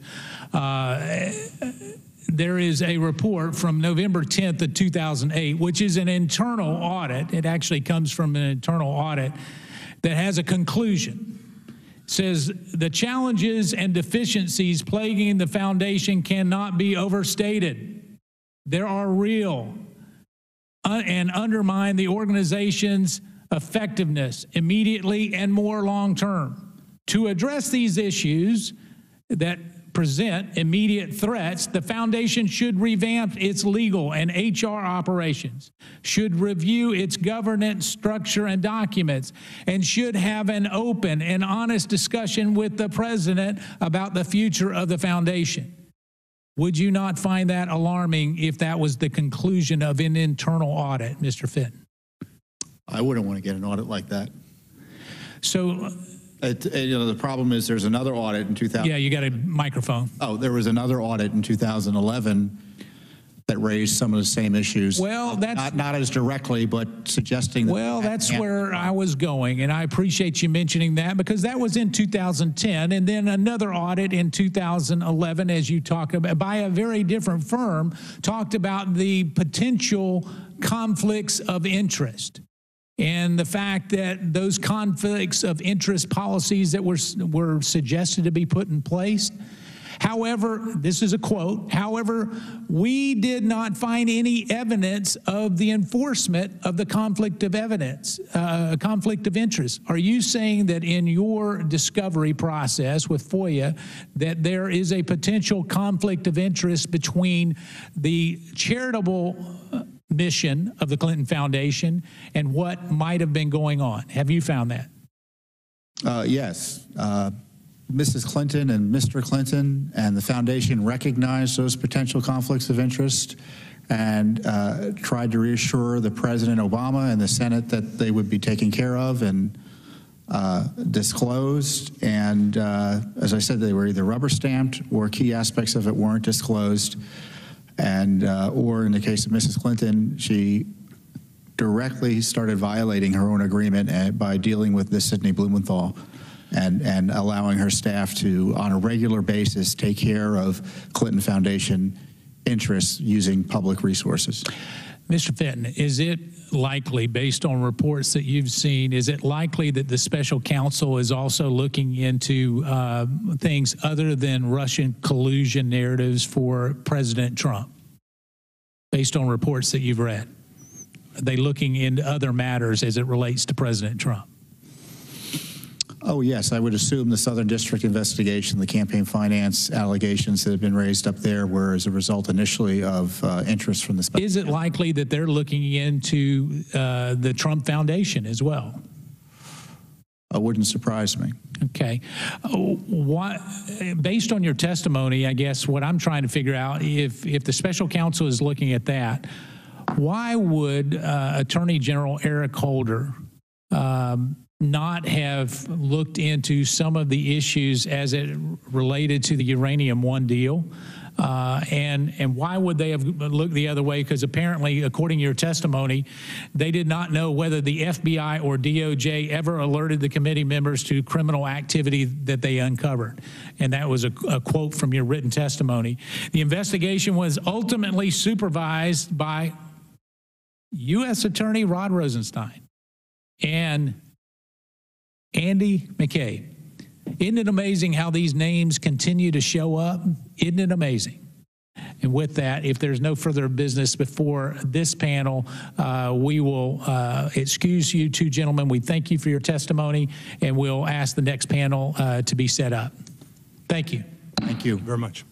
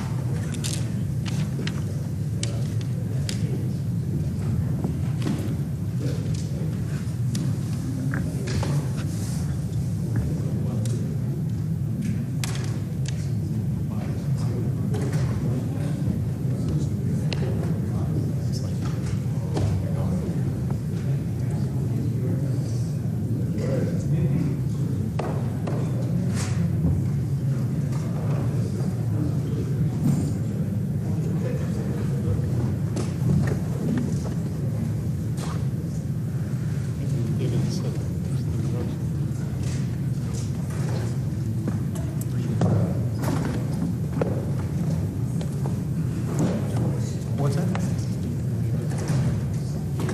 Okay, thank you. Oh, he's Doyle. He's Doyle. I'm Moynihan. So you want us to switch, or what do you want us to do?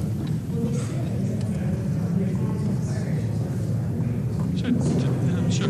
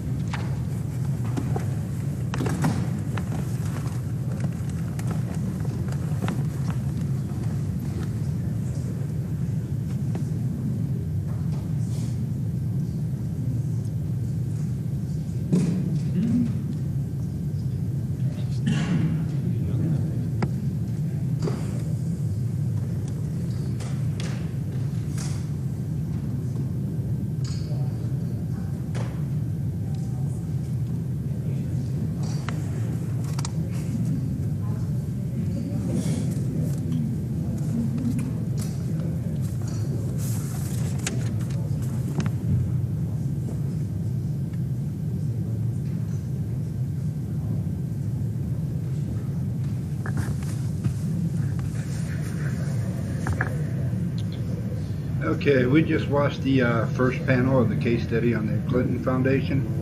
Waiting on the second panel. This is pretty important news. Hopefully everybody gets a good idea of what's going on here. Anyways, they have started, so we'll go back to it. Our second panel. Mr. Lawrence W. Doyle, Managing Partner of DM Income Advisors, and Mr. John F. Moynihan, Principal at JFM and Associates. Welcome to you all. Pursuant to committee rules, all witnesses will be sworn in before they testify, so if you will please stand and raise your right hand. Do you solemnly swear or affirm that the testimony that you're about to give is the truth, the whole truth, and nothing but the truth, so help you God? I do. All right, thank you. Please be seated. Let the record reflect that the witnesses answered in the affirmative in order to allow time for discussion and, quite frankly, for a Q&A that you'll get quite a bit of. Your entire written statement will be made part of the record, but we would ask that you would limit your oral testimony or opening remarks to 5 minutes. There's a clock in front of you to remind you of that. It'll turn yellow when you have 30 seconds left.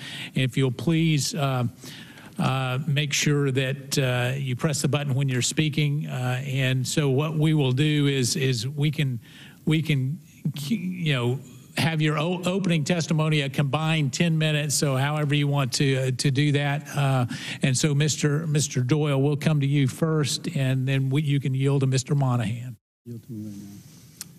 I would like to yield to Mr. Moynihan to open, please. Okay, so Mr. Moynihan, you are recognized for up to 10 minutes. Thank you, Chairman.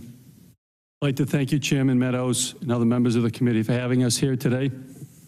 My name is John Moynihan, and I'm one of 3 partners that engaged in this investigative effort involving a 501c3, and in particular, the Clinton Foundation, the subject of today's hearing. Please note that we do many investigations into 501c3s, and this is just one of many. When I'm finished, I'd like to introduce my 2 colleagues that are here today, Mr. Doyle, and if it's possible, Mr. Thomas Ragland from the Clark Hill Law Firm. Tom has been very active with us in our efforts. As we move through this, at the conclusion of Mr. Doyle's introduction, I would like to answer two questions for the committee. Who are we, and why did we do this?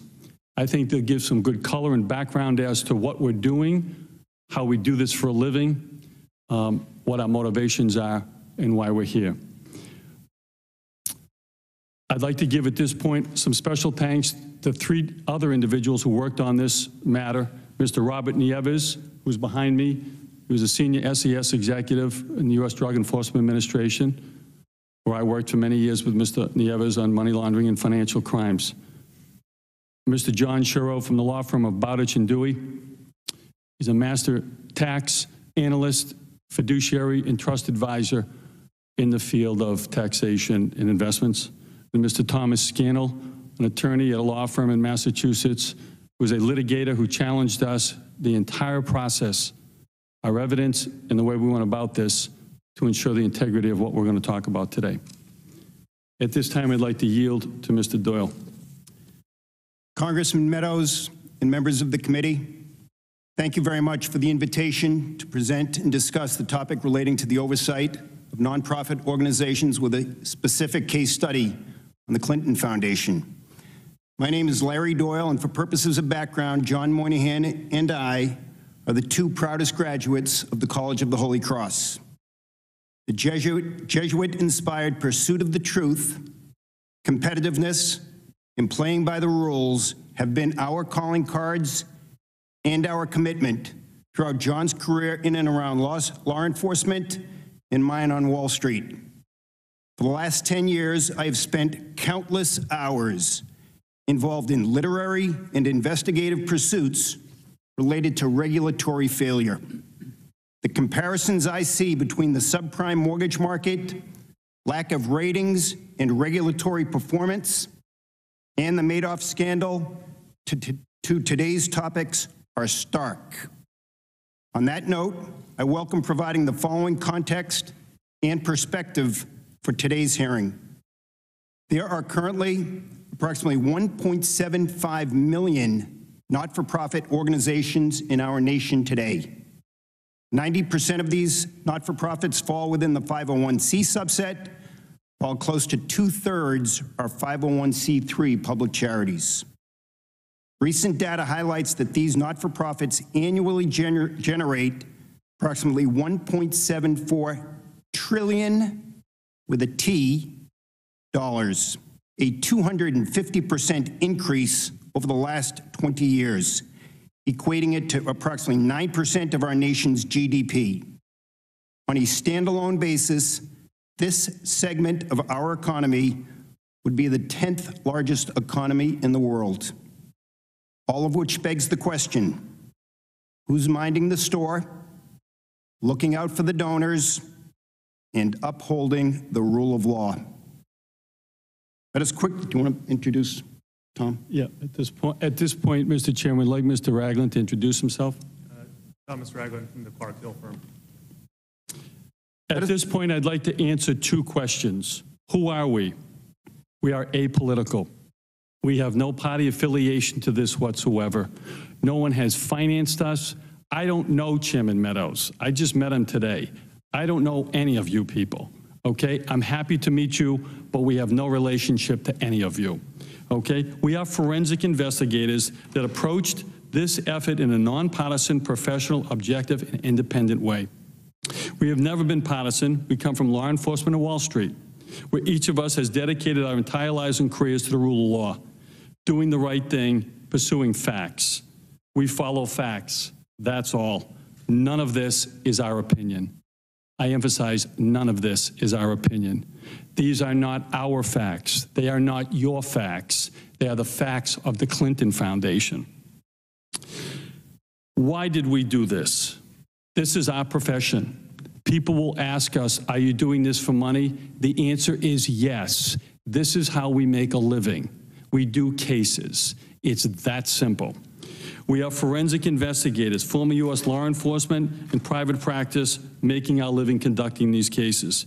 We did not choose this topic because of who the individuals are or were. In fact, we applaud the efforts of the philanthropic nature of the Clinton Foundation on some of the efforts that they have done. That's not in dispute. We're not here to dispute that.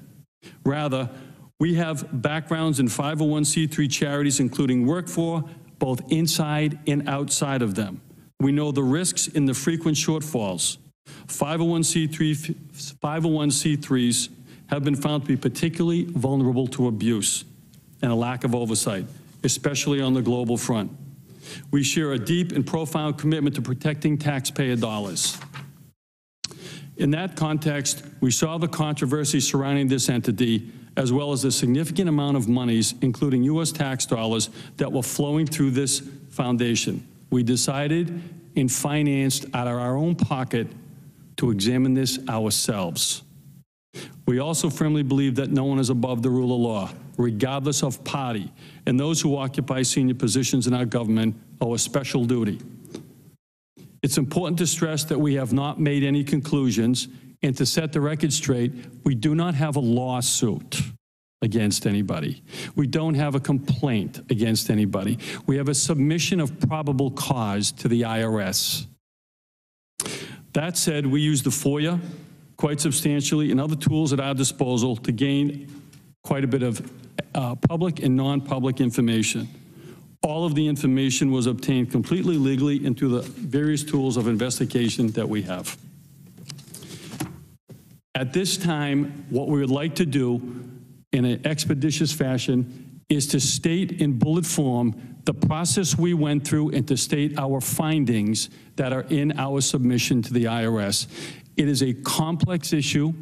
There's a significant amount of information, but let it be said, our claim is a tax claim. It's a claim of probable cause indicating that the foundation operated outside the bounds of its approval that came from the IRS. That's our claim. Yeah. You have 2 minutes. Yep. If we could read our investigative process to you kind of in quick fashion, here's what we did. We went to the 990s. We're financial investigators. We started with the returns that the foundation filed. Not that we filed, not that you filed, that they filed. These were their revenue sources and their expenses. We attempted to reconcile all of those donations with expenses. The basis of our claim is we were unable to do that. Larry, go ahead. On that note, we followed the money. So we made extensive spreadsheets of their revenues and expenses. We analyzed their income statements, and we did a macro review of all their donors, which it's a very barbelled sort of foundation. Less than 0.1% of the donors gave 80% of the money. So we followed the money. We further went and looked at consent decrees that were issued against the foundation by various states. We reviewed the responses from all the states in which they operated to specific questions about violations, consent decrees, or penalties that they may have paid to those states. We did an analysis of that. The results are quite shocking. In addition to that, we sourced contracts, MOUs, and interaction with foreign governments, including email exchanges between senior foundation executives and government officials. Additionally, we did a review of all their foreign offices, and we drew a spreadsheet comparing the Clinton Foundation with the Global Fund and PEPFAR. The results were stark. Our conclusions in the interest of time are this. Foreign agent. The foundation began acting as an agent of foreign governments early in its life and has continued doing so throughout its existence. As such, the foundation should have registered under FARA. Ultimately, the foundation and its auditors acknowledged this fact and conceded in formal submissions that it did operate as an agent. Therefore, the foundation is not entitled to 501c3 tax-exempt privileges as outlined in IRS 170C2. misrepresentations. The Clinton Foundation did not comply with the requirements of 501c3 and that it far exceeded the purposes detailed in its original Articles of Incorporation filed December 23, 1997, and subsequently reaffirmed in numerous other records across many jurisdictions, including with NARA. The foundation did pursue programs and activities for which it had neither sought nor achieved permission to undertake. Such was the case even before the completion and transferal of the Presidential Library in 2004.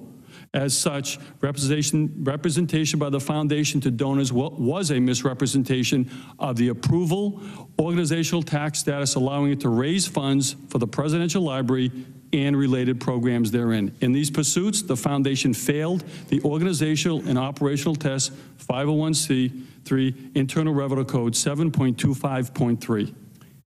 Additionally, the intentional misuse of donated public funds. The foundation falsely attested that it received funds and used them for charitable purposes, which was in fact not the case.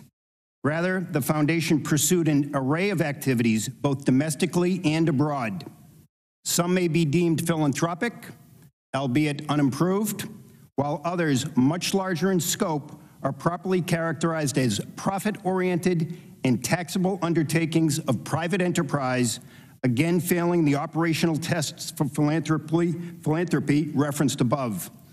The investigation clearly demonstrates that the foundation was not a charitable organization per se, but in point of fact was a closely held family partnership.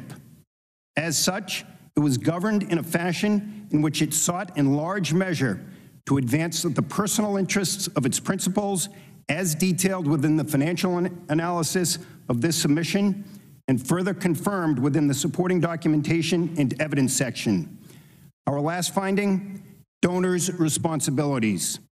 The private foundations that donated to the Clinton Foundation are themselves subject to tax payments on the donations that they made to the foundation under Code IRC 4945, unless they meet specific conditions as outlined in IRS Code 727-19-582. Completed. Thank you for your time. Thank you both for your testimony. The chair recognizes the gentleman from Ohio, Mr. Jordan. Thank you, Mr. Chairman. As you said, I didn't know you guys. I just came to the hearing today, wanted to see what you had to say. Tell me your backgrounds. Are you both accountants? No. My background, my undergraduate degree from Holy Cross, BA Economics, MBA International Finance, Old Dominion University, magna cum laude. Mr. Doyle? I I also graduated from Holy Cross as an economics major. I worked on Wall Street. I'm still involved around finance for the last 10 years. I've spent extensive time investigating and writing about regulatory failure, including publishing a book. Okay, good. Let's go back to some of the things you said in your opening comments. You said there earlier session, Mr. Connolly said you guys were in the midst of a lawsuit. That's not accurate? No, that's completely inaccurate. What we do is we do an investigation under the whistleblower statutes.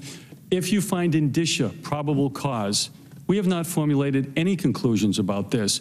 We are under the law to submit that to the IRS, that is the jurisdictional oversight for this. We've made that to submission. Whatever the IRS finds and concludes, we stand by. So you've submitted that claim or that concern you have to the IRS, what you call a probable cause submission. When did you do that?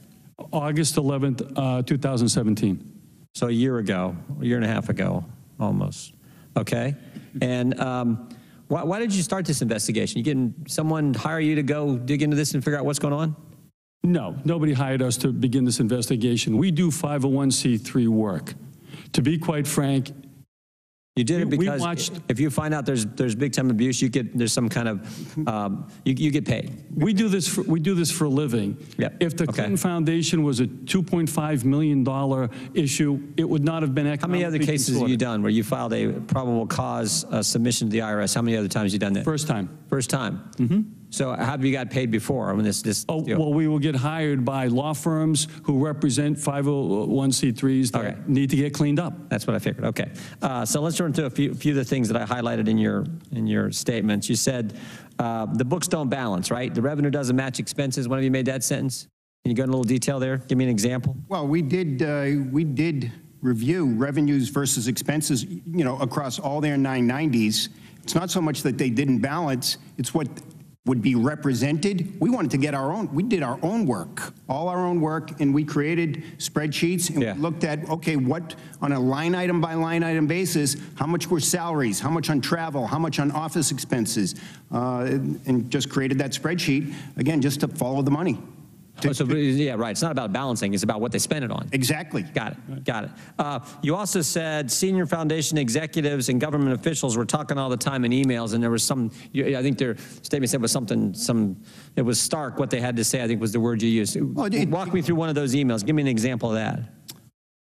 Well, I mean, the discussions between the senior foundation officials prior to the library being turned over to the National Archives, while they were in the process of looking to launch their health-related activities, just the nature of pushing those programs. And when we looked at that caused concern in terms of, well, this looked to be far outside what they were approved for.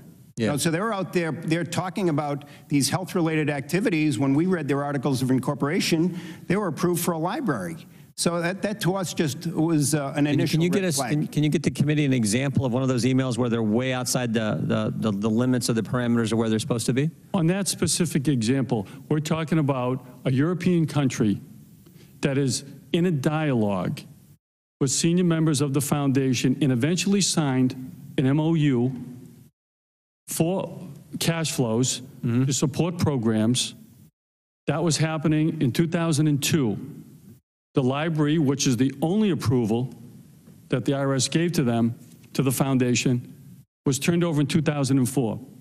2 years before the library was turned over to NARA, senior officials are in email exchanges and dialogue negotiating an MOU between a European-based country and an African country.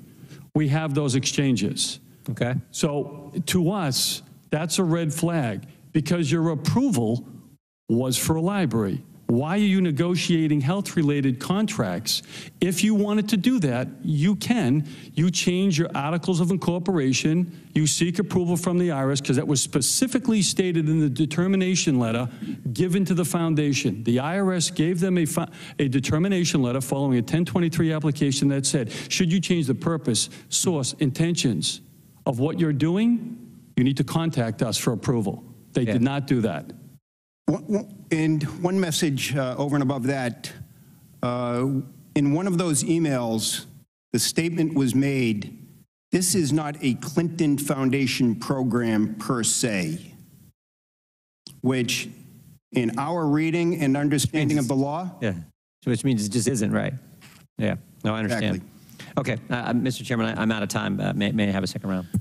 The chair recognizes Ms. Norton for 5 minutes.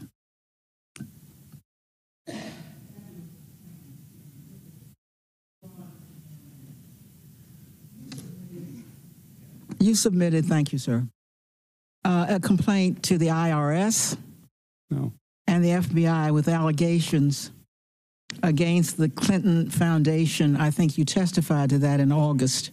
That's not correct, ma'am.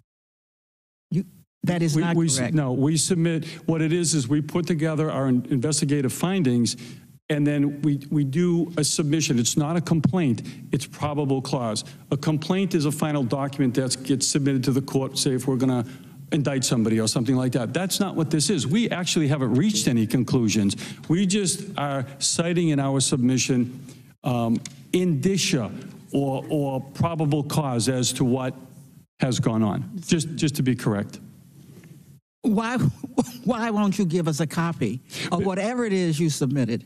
We anticipated that question. We have this as an ongoing matter, and we don't know how the IRS will rule on that. Suffice it to say— What's the point of withholding it from this committee? I want to answer your question very specifically, because there may be further causes of action that we can't pursue under the law, and we are not going to sacrifice our opportunity to pursue those. This is how we make a living. Not everything that we have done in our investigations are in those submissions. We only put in our submission that which is applicable to a tax claim. We have not put into our submission anything that is not applicable to a tax claim. So there's more to come. Not necessarily in this forum, but yes.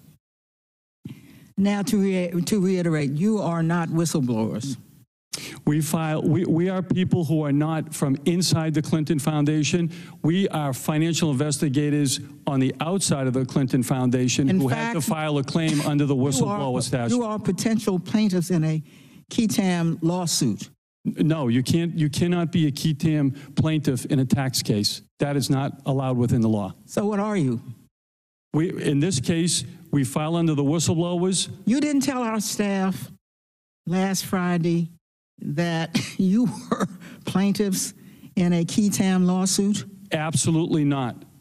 That is completely incorrect. When our staff, the committee staff, asked you for copies of documents you submitted to the IRS and the FBI, you declined.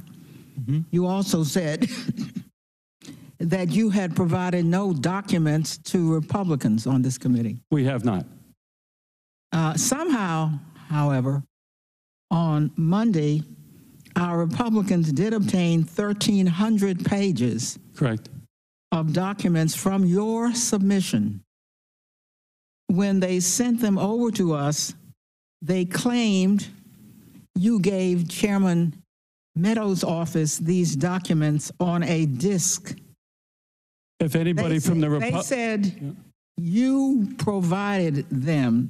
Did you or your attorney provide these documents to Chairman Meadows, his staff, or any other Republicans? We did not. So we're very confused. Last Monday, our staff emailed you, mm-hmm. or rather your attorney, mm-hmm. to ask if these documents, again, I apologize, were provided by you. He responded, Moynihan and Doyle did not provide any documents to Meadows' staff. Correct. It is my understanding that they gave the document that they were, it is my understanding they were given those documents by a reporter named John Solomon on his own initiative. Do you stand by your statement so that your contention is you had nothing to do whatsoever with providing these documents to Republicans? Well, that's not what you asked me. Well, then you asked me if I delivered the documents to the Republicans, and we did not. But you did have something to do with it. Yes, but you didn't ask me that. So if you're asking me now, I am. The answer is those documents following a preliminary denial letter by the IRS in which they asked for us for an appeal. We sent them the appeal with pictures of their own IRS agents working on the case. We submitted that in our appeal. Those documents we're getting contradictory information from our Republicans. Congressman, they sent us an email on Tuesday, and I'm quoting from it. We received the same 1,300 pages via Meadows' office, and they received this material from Doyle Moynihan. Doyle Moynihan we didn't give that. Were reticent to come forward and share documents. We have been treating them as whistleblowers. After we received these documents, we asked them for permission, understand I'm quoting, to share with you. Last Friday, their lawyer confirmed we were good to share these documents. Mm-hmm. Now, look, I don't understand both of these. Congresswoman, we'll explain it. We were emphatic with your staff member that both sides have the same materials, that whatever the Republicans have, the Democratic side should have as well. We are here, not right versus left. John and I, we are all about right versus wrong. Well, with regard to your question, I want to be very specific. Those materials we later learned was supplied to the Republican side by John Solomon. We gave materials to John Solomon in our exercise of trying to understand the playing field here, where the IRS, with its low number of personnel doing this, sends us. Why did you give him to a reporter? He's a reporter. And did you know? Why would we give him to a? Did you know that he would then give them to the committee? We did not know that. We did not know that. Mr. Chairman, I suggest that we take this matter up to clarify this confusion outside of hearings. Sure. Well, I'll be glad to do that. I can assure the gentlewoman that anything that I have, the minority has, and you know that I will not keep documents from you. And so I do want that to be clear. Actually, we agree. As do we. Yeah. We want that. I think y'all are in possession of everything that I have. We agree with you. And we want to make sure that everybody has a level playing field here. The gentleman from Iowa is recognized. Thank you, Mr. Chairman. Thank you. I think you said both of you have done extensive work with 501c3s. Is that correct? Yes. Could you tell me then what is the average percentage of donations or revenues that go to the intended beneficiaries in the average 501c3? I mean, is it 20%? Is it 80%? I don't know. A lot of the ones that we work on, to be quite frank, are the ones that have problems. Okay, so if you're asking me the question relative to the cases we've worked on, it's significantly lower than that. Not relative to the cases you work on, just for the industry. What would be? You would hope, and at least 15, maybe no more than 15% was administrative. You hope. So 85% of contributions would go to the intended beneficiaries. Yeah. 80% somewhere in there. People got to make a living, and you can expect administration within those, but this is about philanthropy and public support for this. You got to give it to the people who need it. What was the percentage for the Clinton Foundation?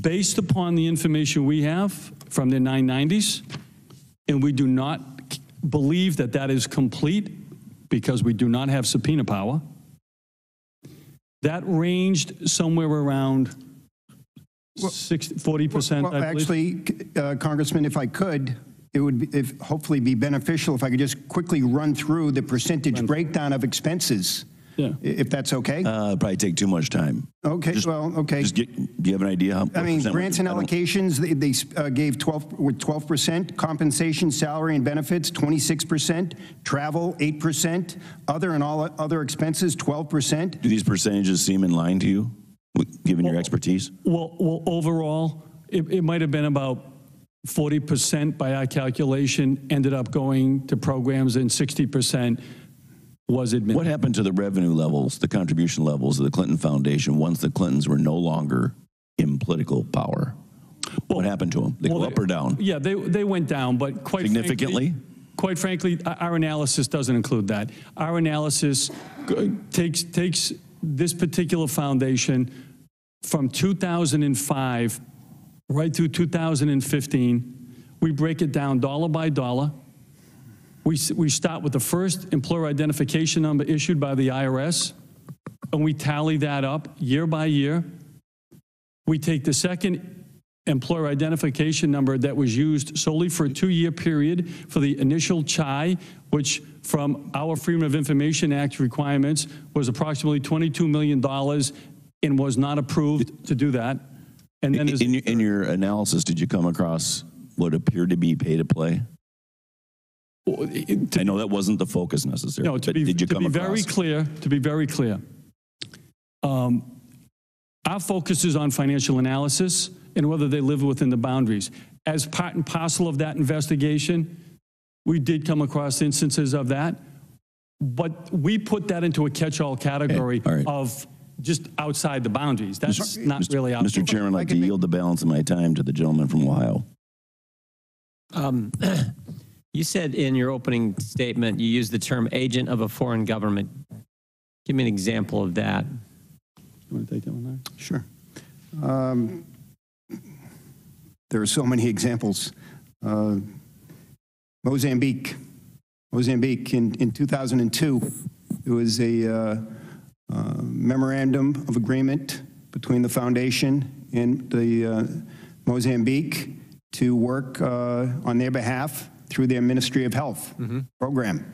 And again, through that engagement, it was plainly obvious, again, based on emails that we've reviewed, that this was not a Clinton Foundation program per se. They were there to support the Mozambique Ministry of Health. So really, if we want to reduce this to layman's terms, they were brokering money and they were brokering pharmaceuticals. That's the term on Wall Street we use, brokering. John uses the term agent. They were an agent of money through these donors. They would take a, for lack of a better term, a vig in terms of their fees, broker the money, and then they negotiated these relationships with the pharmaceutical companies. And by the same token, they were brokering the pharmaceuticals and, again, taking the vig. And is that why you, I think one of your concluding remarks was the Clinton Foundation functioned as a closely held family partnership, not a charity?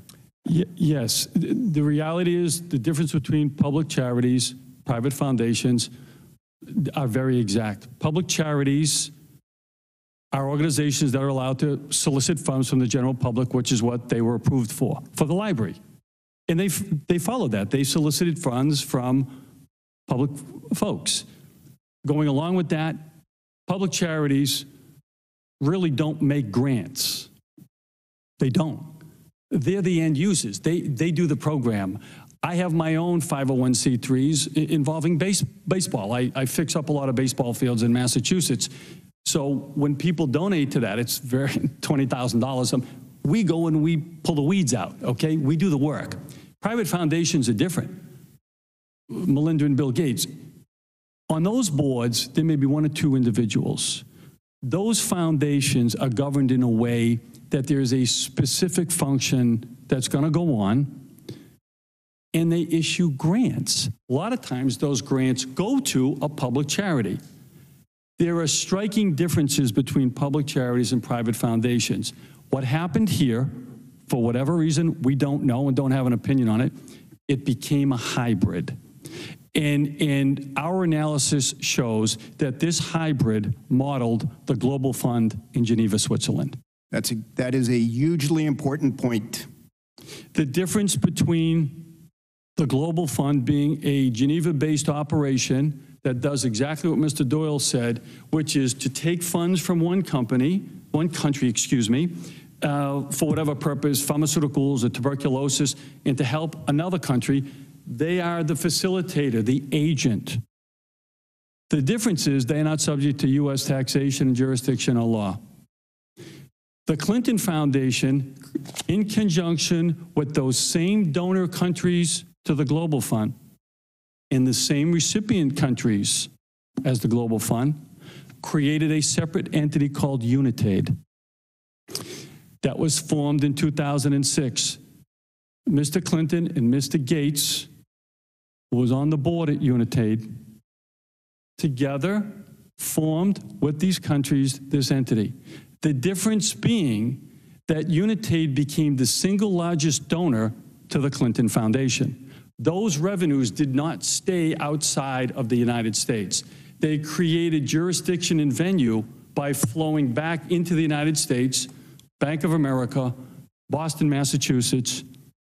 That then becomes under the jurisdiction of the governing body, the Internal Revenue Service. At that point, if they are going to be a facilitator and an agent of those money flows, the IRS code could not be any more specific. You can't do that and be an exempt organization. It's okay that you do it, you just pay your taxes. Okay, I'm going to cut you off there. The gentleman's time has expired.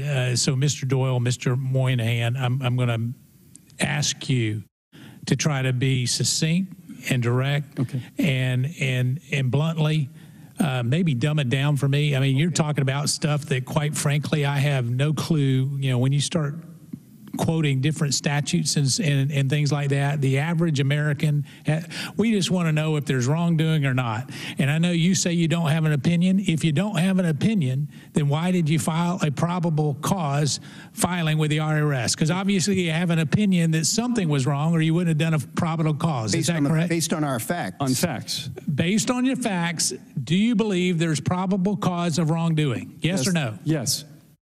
Mr. Doyle? Hugely. Yes. Okay. All right. So let me get to this. I think you guys have been well advised in terms of trying to protect your interests. So let me just be blunt. I checked with the IRS commissioner. Nothing that you say in this forum, according to him, will actually affect any potential claim that you've already submitted. That's what he told me. So if that is indeed the case, do you have a problem giving the 6,000 pages that you've submitted, if it will not affect your financial claims, to the minority and the majority of this committee? Do you have a problem with that? We'll take that under advisement with counsel. Well, then you need to go ahead with your counsel right now, because listen, my patience is running thin. Mm-hmm. You're here to provide expert testimony on what you've found. Mm-hmm. And what I'm saying is that if you have a legitimate claim, we will protect that. But if you're not going to share the information with this committee and cut to the chase, my patience is running out. So I'll give you a few seconds to talk to your attorneys, and you can come back and decide how you want to proceed. Mm-hmm. Okay? Perfect.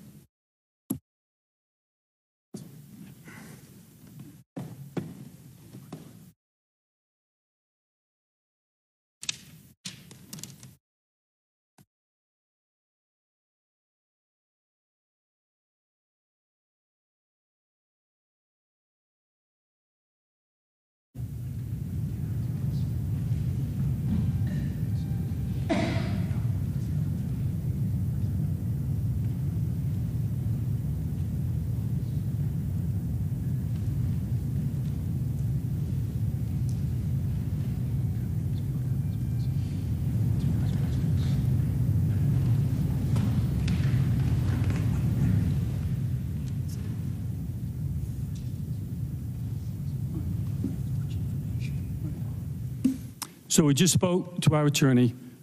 We will not be providing all those materials. We will answer any questions that you have.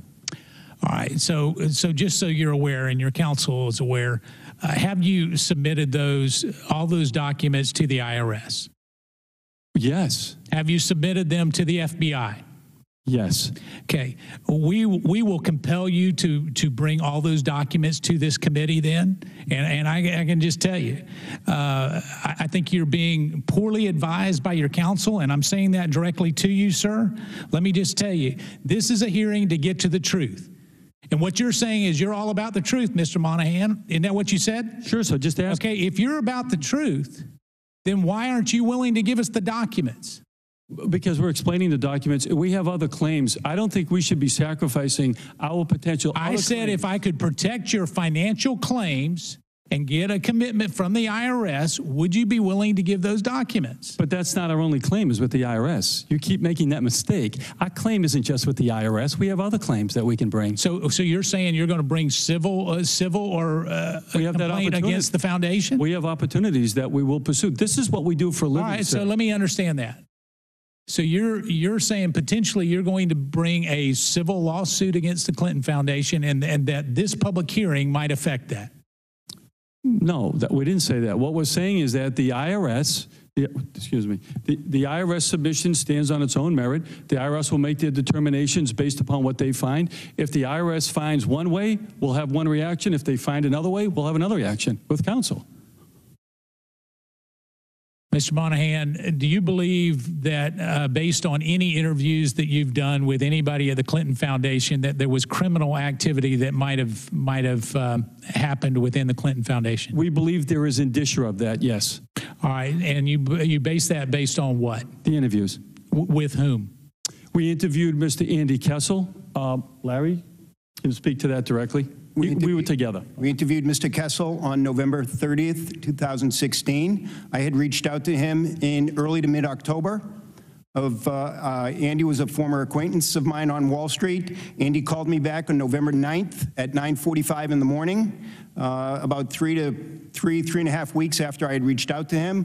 We exchanged pleasantries. I had informed Mr. Kessel about my relationship with Mr. Moynihan so that he was fully aware of who John was. We got together, and he was very forthcoming. We stand by every word that we provided. So what does forthcoming mean? I mean, what alleged criminal activity do you believe that the Clinton Foundation may have may have been a part of. His statements to us were very clear and very genuine. He told us that Mr. Clinton, on a regular basis, mixed and matched his personal business on an ongoing basis with that of the foundation. All right, so your conversations with Mr. Kessel indicated that there was commingling of funds between the president and the foundation. Is that correct?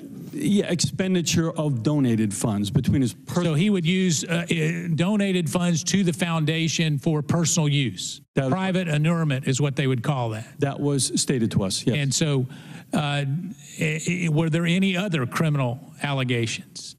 Well, he just stated to us very specifically, and it kind of took us both off guard, to be quite frank, guys. I've been doing this business for a long time. When someone says to me, quote, "I know where all the bodies are buried," it was shocking. But that's hyperbole. So go ahead. Tell me, what is the other potential criminal activity that may have happened?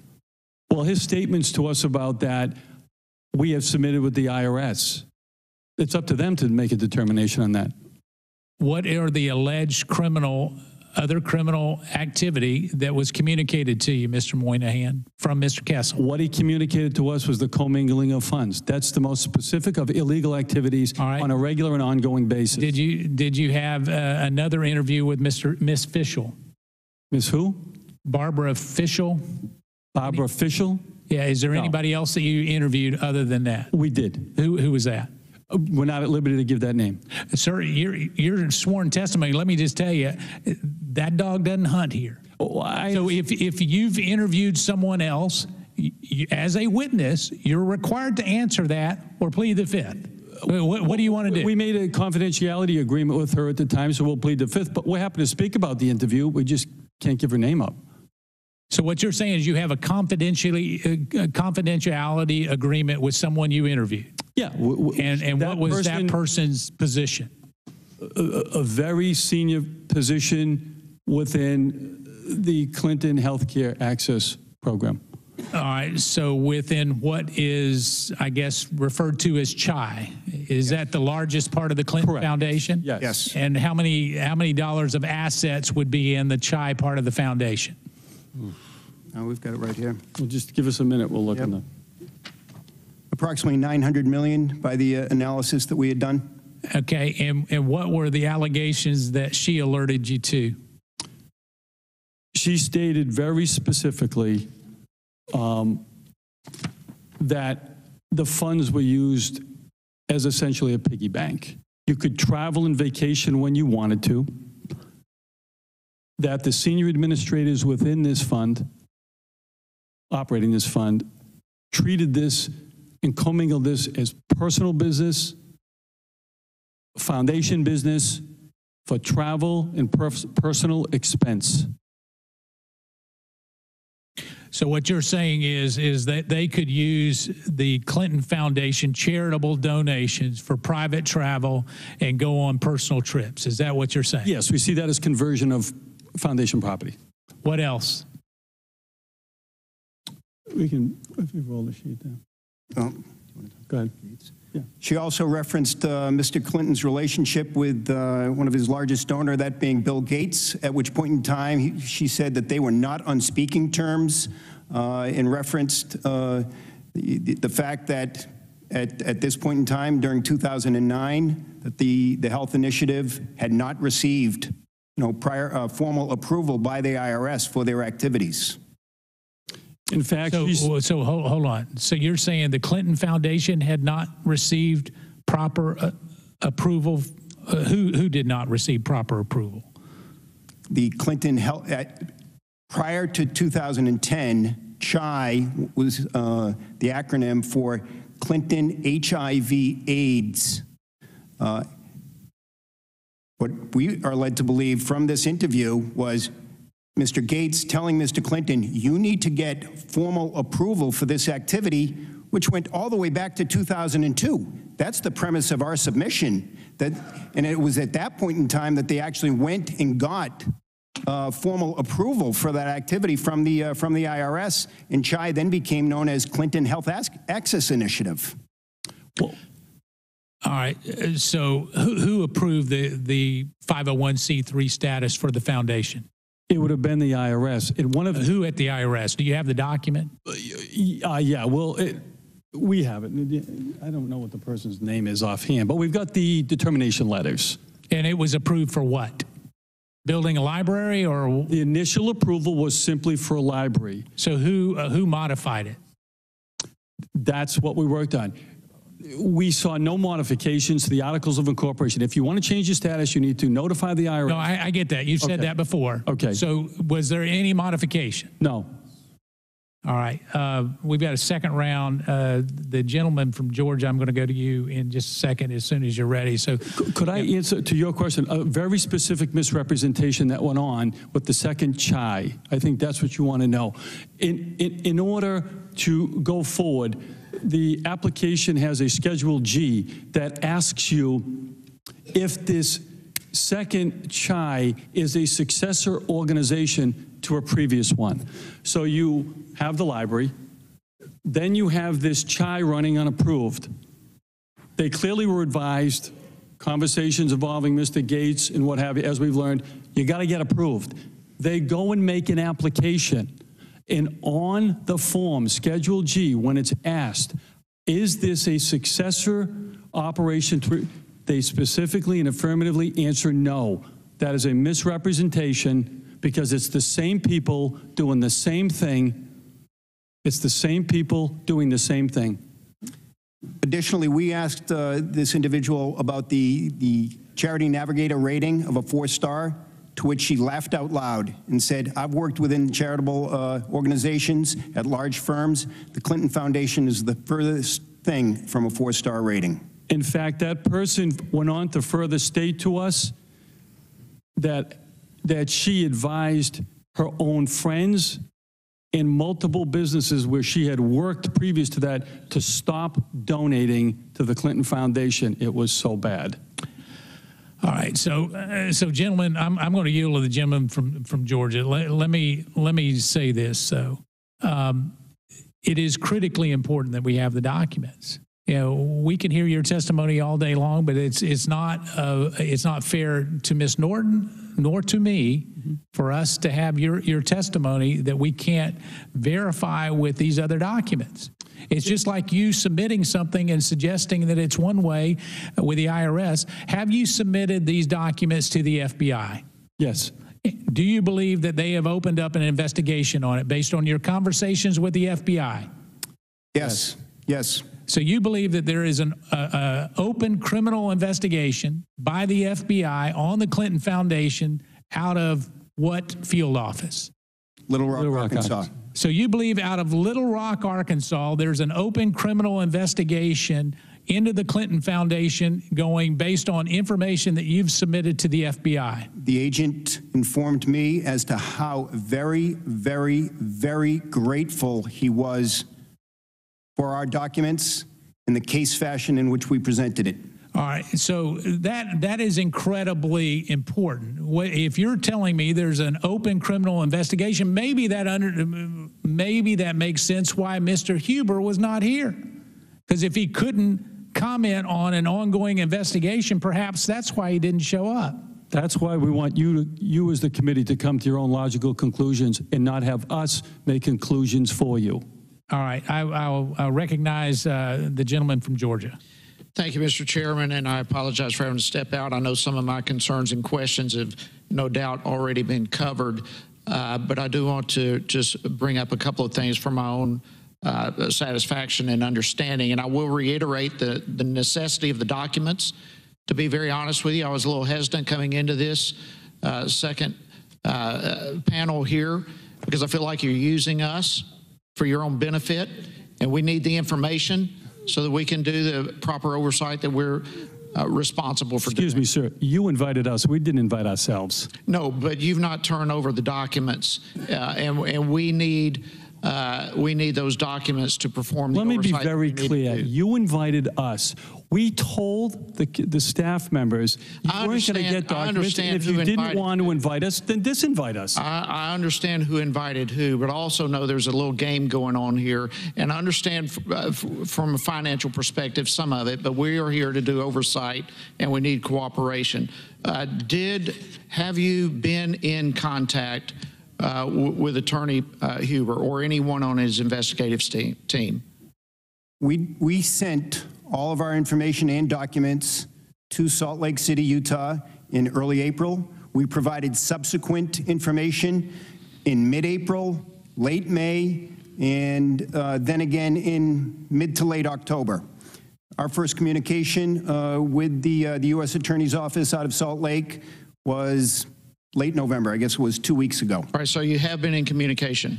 We received 2 incoming phone calls that Friday. Can you say with whom? Who contacted you? One of the assistant U.S. attorneys. And when was that? Friday afternoon, whatever that. 2 weeks ago. 2 weeks ago, November 30th, yeah. was it? All right, so there's no communication prior to 2 weeks ago? No, there was not. No. Okay. And what was the basic nature of the communication? We are reviewing your materials. Okay. So you did not have a conversation. No, sir. To be clear, just like with the FBI, it's a one-way communication. They ask, they don't tell. All right. So how do you know then whether or not they were following up on the information you gave them? Based upon their questions. All right. But they didn't tell you that they're following up. No, they asked for material. All right, so you're giving an educated guess that you believe they're Absolutely. Absolutely. All right. What about the Justice Department's Inspector General Michael Horowitz? Have you been in communication with him or anyone on his team? We informed the Inspector General of our submission and documents just by a letter back, I could look at the date up, probably somewhere mid-year. All right. Have you heard back? Has there been any communication? No. No. All right. So you don't know if anything is going on that end at all. All right. In 2011, the Clinton Foundation hired an outside law firm, Simpson Thatcher. That came up in the first panel, and they were talking about performing a governance review of the organization. Are you familiar with that? Yes. All right, this memo has been widely spread in the media, and you're familiar with it. Based on your investigation, do you find any indication that there was ever a quid pro quo of donations in return for some sort of action by Hillary Clinton as Secretary of State? Yeah, but it doesn't come from that memo. It comes from our own investigation. Yeah, well, that was my question. From your investigation, yes, are you convinced that that took place? Yes. All right. Thank you, Mr. Chairman. I'll yield back. Chair recognizes the gentlewoman from the District of Columbia, Ms. Norton. Thank you, Mr. Chairman. I want to further clarify because, Mr. Doyle, you indicated how very grateful the FBI was for the information. But the FBI never confirms what they're going to do with information or indicate that there would be an ongoing open criminal investigation. Did it?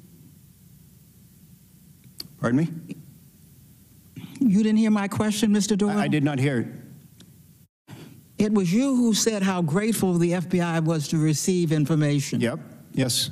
I am asking you whether they in any way confirmed that this information would be used as part of an ongoing criminal investigation. No, he didn't. No. I wanted just to clarify that. Now, I also want to clarify because of your own status, because you don't classify yourself as whistleblowers, right? Well, we would be an outside whistleblower, not an inside whistleblower. Are you? This is a key tam lawsuit against the Clinton Foundation. Not involving us. But what? Not involving us. We don't have a key tam lawsuit. You are potential plaintiffs We will never have a Keating tax lawsuit involving the Clintons. It's not allowed. We have a submission to the IRS. We are not adverse to the Clinton Foundation. If any action is taken, it's taken by the IRS. It's not taken by us. We submit probable cause. They determine if there's an action to be taken. We are not adverse in our submission to the Clinton Foundation. We gave them probable cause. They'll determine it. Are you seeking any monetary award? Yes. If the IRS is successful, the whistleblower statute allows for a reward for U.S. citizens. How much money are you seeking? Whatever the IRS determines. The whistleblower program has a 10 to 30% payout. We would maintain that the taxable revenue could run anywhere from $400 million to $2.5 billion. Very important to put that on the record. Just to confirm, you yourselves never worked for the Clinton Foundation? No.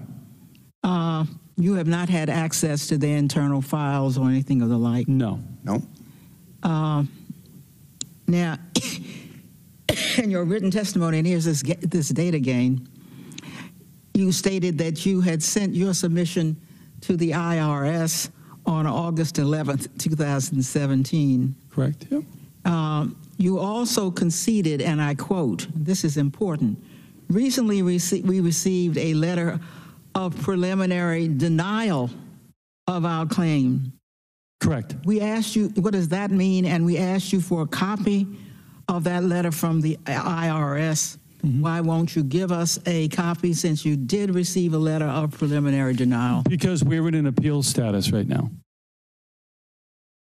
You're appealing the denial. Yeah, so they actually encourage you, they actually say in the letter, please submit an appeal. They actually ask you, please submit an appeal as if we're wrong. So what we did is we sent our appeal in with a photocopy of the FBI and the IRS CID on their jackets removing boxes from the Clinton Foundation after they had brought a 757 down and taken all the materials out of the Clinton Foundation, Little Rock, Arkansas. We sent that with our appeal to demonstrate to the IRS that your letter coming from Atlanta doesn't reconcile with what's going on in Little Rock. Thank you, Mr. Chairman. The chair recognizes himself, so I want to do a little follow-up here. So your conversations with the special agents in Little Rock, Arkansas, Mr. Doyle, was that you? That was me. All right, and so your conversations with them, they acknowledged they had received your submission and the pages of documents. Is that correct? That is correct. And did they acknowledge any work that they're doing with that, either directly or indirectly? Did not comment. So they just said thank you for the submission. Well, I mean, it was a very cordial, professional conversation. I can't comment. Thank you very much. You know, we were very, very grateful for your efforts. And then what makes you believe that there's a criminal investigation out of Little Rock then? If that's the extent of it. I spoke to him twice. I spoke to him in August and then again in October. All right, so what would make you think that there's a criminal investigation, Mr. Doyle? I mean, if it was just cordial, I mean, then why would you believe that there's... Well, in the August conversation, he said this is an open and ongoing situation. All right, so he said that this is an open and ongoing situation? Investigation or situation? Or matter? I apologize. Investigation. All right. So it was an open and ongoing investigation that he couldn't comment on. Yes. So that would indeed indicate that there's an investigation. And Chairman, look, I worked for the DEA. I do work all over the world in these cases still. The fact that they followed up with a second inquiry, not just, hey, thanks, don't let the door hit you on the way out, but then they follow up again. That's not the sign of a closed investigation. I get that, Mr. Moynihan, but I can't take your experience at the DEA and I appreciate the thought, but the other part of that is, Mr. Doyle, if they said there was an open and ongoing investigation, that's what you recall that they said? That is what I recall to the best of my memory. And so So if indeed there's an open and ongoing investigation and you've given the information to them, why would the IRS not view that as substantial? Well, that's... Did they know that there was an open and ongoing investigation? We sent a picture to the IRS. I heard that. Right, so they know. Some part of the IRS knows. That in our appeal letter. In your appeal. All right. And to that point, Congressman, the IRS individual was, I would say, more than mildly surprised at our interaction with the FBI. All right. Why do you think Mr. Huber waited until November the 30th to call you about 4 letters that you had sent prior? Because you had sent one on the 14th, the 18th, the 29th. Those were in April, 29th of May, as I recall, and October the 10th or 12th, based on what I understand. Why did they wait until November 30th to give you a call? We don't know. Do you think it might have had to do with the fact that you're coming here to testify? Well, I mean, this testimony invitation just came recently. I don't know why. They were fully aware because we had asked them to come and be a witness at this particular hearing, and then all of a sudden you get a phone call from Mr. Huber's, second in command? Is that correct? I don't know if he's a second, but he was clearly an assistant U.S. attorney dealing directly with Mr. Huber. So I find it just very coincidental that on November 30th, a few days before the hearing, after they had been noticed that we wanted them to come and testify, all of a sudden they would start following up. So, Mr. Doyle, what did they say about the documents that you had provided them? Did they have them all? Congressman, he said that we are reviewing your material. I asked him if he could comment if further beyond that, if this was open and ongoing. He said, we are reviewing your material. He called me back a few hours later, asked specifically about, one exhibit, and then asked further if you could, do you have these on a disk? I said, I have them on a thumb drive. Would you like them? Please resend them. So I resent the thumb drive that afternoon. So was that the first time that Mr. Huber and his team actually got the documents from you, Mr. Doyle? That was the third time. So you're telling me that on November 30th, they called you back and they couldn't find the first 2 submissions that you had made to the Department of Justice and Mr. Huber? That they wanted you to send them again? Is that what you're telling me? We're concluding that ourselves. That's what we concluded. And it was just what I've been told by DOJ, which I do not believe, just to be frank, is that this was the normal process of following up on recent correspondence. What was the most recent correspondence that you had with the Department of Justice? That one. October 10th? Well, I had the correspondence that with the attorney. Well, after the follow-up, prior to the phone call, what was the most recent correspondence you had with the Department of Justice, Mr. Huber? Oh, we sent materials. October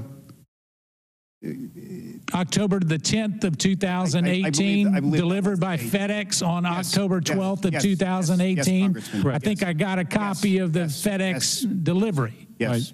And so they didn't respond to your April 4th letter. They didn't respond to the letter later in April. They didn't respond to the May 29th letter, and they finally responded to your October 10th letter a few days before a hearing that was coming up. Correct. That is correct. Do you think that shows the level of interest that a special prosecutor would show? We don't know his caseload, but quite frankly, we're disappointed that 3 years level of effort goes into this. We are not paparazzi. We are not the media. We don't want anybody even know who we are and the work that we do. We're financial investigators. That's what we do. We get paid to do this for a living. We work for ourselves. We don't get paid by anybody else. And Congressman, so it's disappointing that it took that long to hear from them. We shared our materials not only with the attorney office in Salt Lake, also in Little Rock, but other U.S. attorneys' offices as well that had been indicated as, providing support or working on Clinton-related matters. We also shared our materials with the U.S. Postal Inspection Service. So various jurisdictions that we felt would be interested both at the state and federal level. Right. And you've shared all of those documents with those entities, and yet you somehow do not believe that you should share it with Congress and the American people? Well, answer that one for me, Mr. Monahan. I'll answer it very clearly. I want to hear this because, quite frankly, are you going to prosecute the Clintons? Are you going to bring an action against the Clintons that would yield us economic consortium? I don't think you are. Those entities. But I thought, hold on to your testimony. Don't get cute with me, because I promise you. I'm telling you the truth. I promise you. I thought you said you were all about the rule of law. That was in your opening statement. All about justice and truth. And that's why we've presented to the law enforcement agencies, which you're not. Mr. Moynihan, let me just say this. We have an oversight responsibility, and I can assure you that when you come in here, it is incumbent upon you to be open and transparent. And we can make criminal referrals just like anybody else. Now, we cannot prosecute. You're exactly right. But what I can tell you is this, is that when you come before us and you've shared it with all kinds of entities, and to not actually listen to my good friend to my right here and say, you deserve to see the same evidence that we've shared with others, I don't find how that actually provides a good foundation for truth and transparency. It's just, I think we're looking at this from completely different perspectives. We are financial investigators. We do cases. We present our evidence to those jurisdictions, in this case, the IRS, that would bring a case. That's not what you do. So that's why we present it to them and not to you. Okay. Well, I can assure you that we do have something here that will compel us to get the information, either from you or from the agencies. Sure. And I can assure you that we will, so that my good friend to my right and the entire committee can review these documents and make their own claim. We welcome that from you. Final question. Mr. Doyle, you said anywhere from $400 million to $2.5 billion might be subject to taxation. So you're saying worst case is, in your opinion, $400 million were improperly used in a charitable foundation named the Clinton Foundation. Is that correct? That is correct. And it could be all of it. It could be all of it. All right. If there's no further business before the committees, the committee stands adjourned.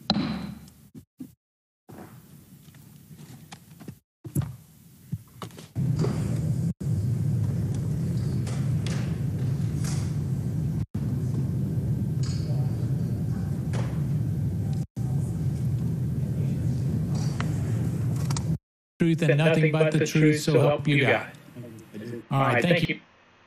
Well, that last part was pretty well heated. Phew. Let's see what's going on here. Please be seated. Let the record reflect that the witnesses answered in the affirmative in order to allow time for discussion and, quite frankly, for Q&A that you'll get quite a... All right, I don't know if this is a repeat or what. Let's check it out for a minute.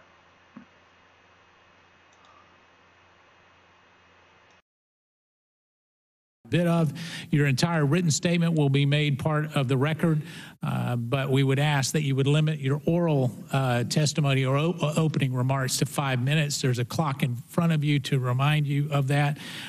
It'll turn yellow when you have 30 seconds left.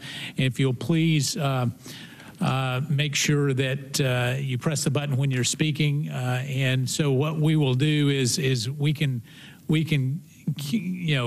have your open. All right, let me fast forward it. I think that's repeat. See if we got anything else going on here.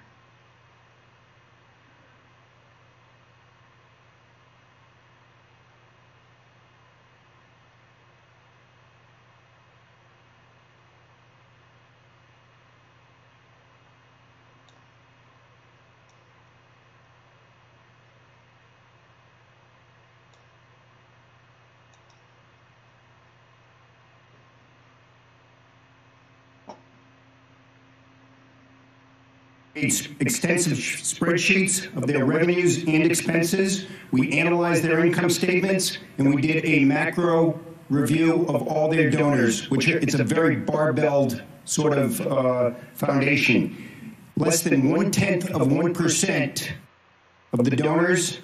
Okay, yeah. So,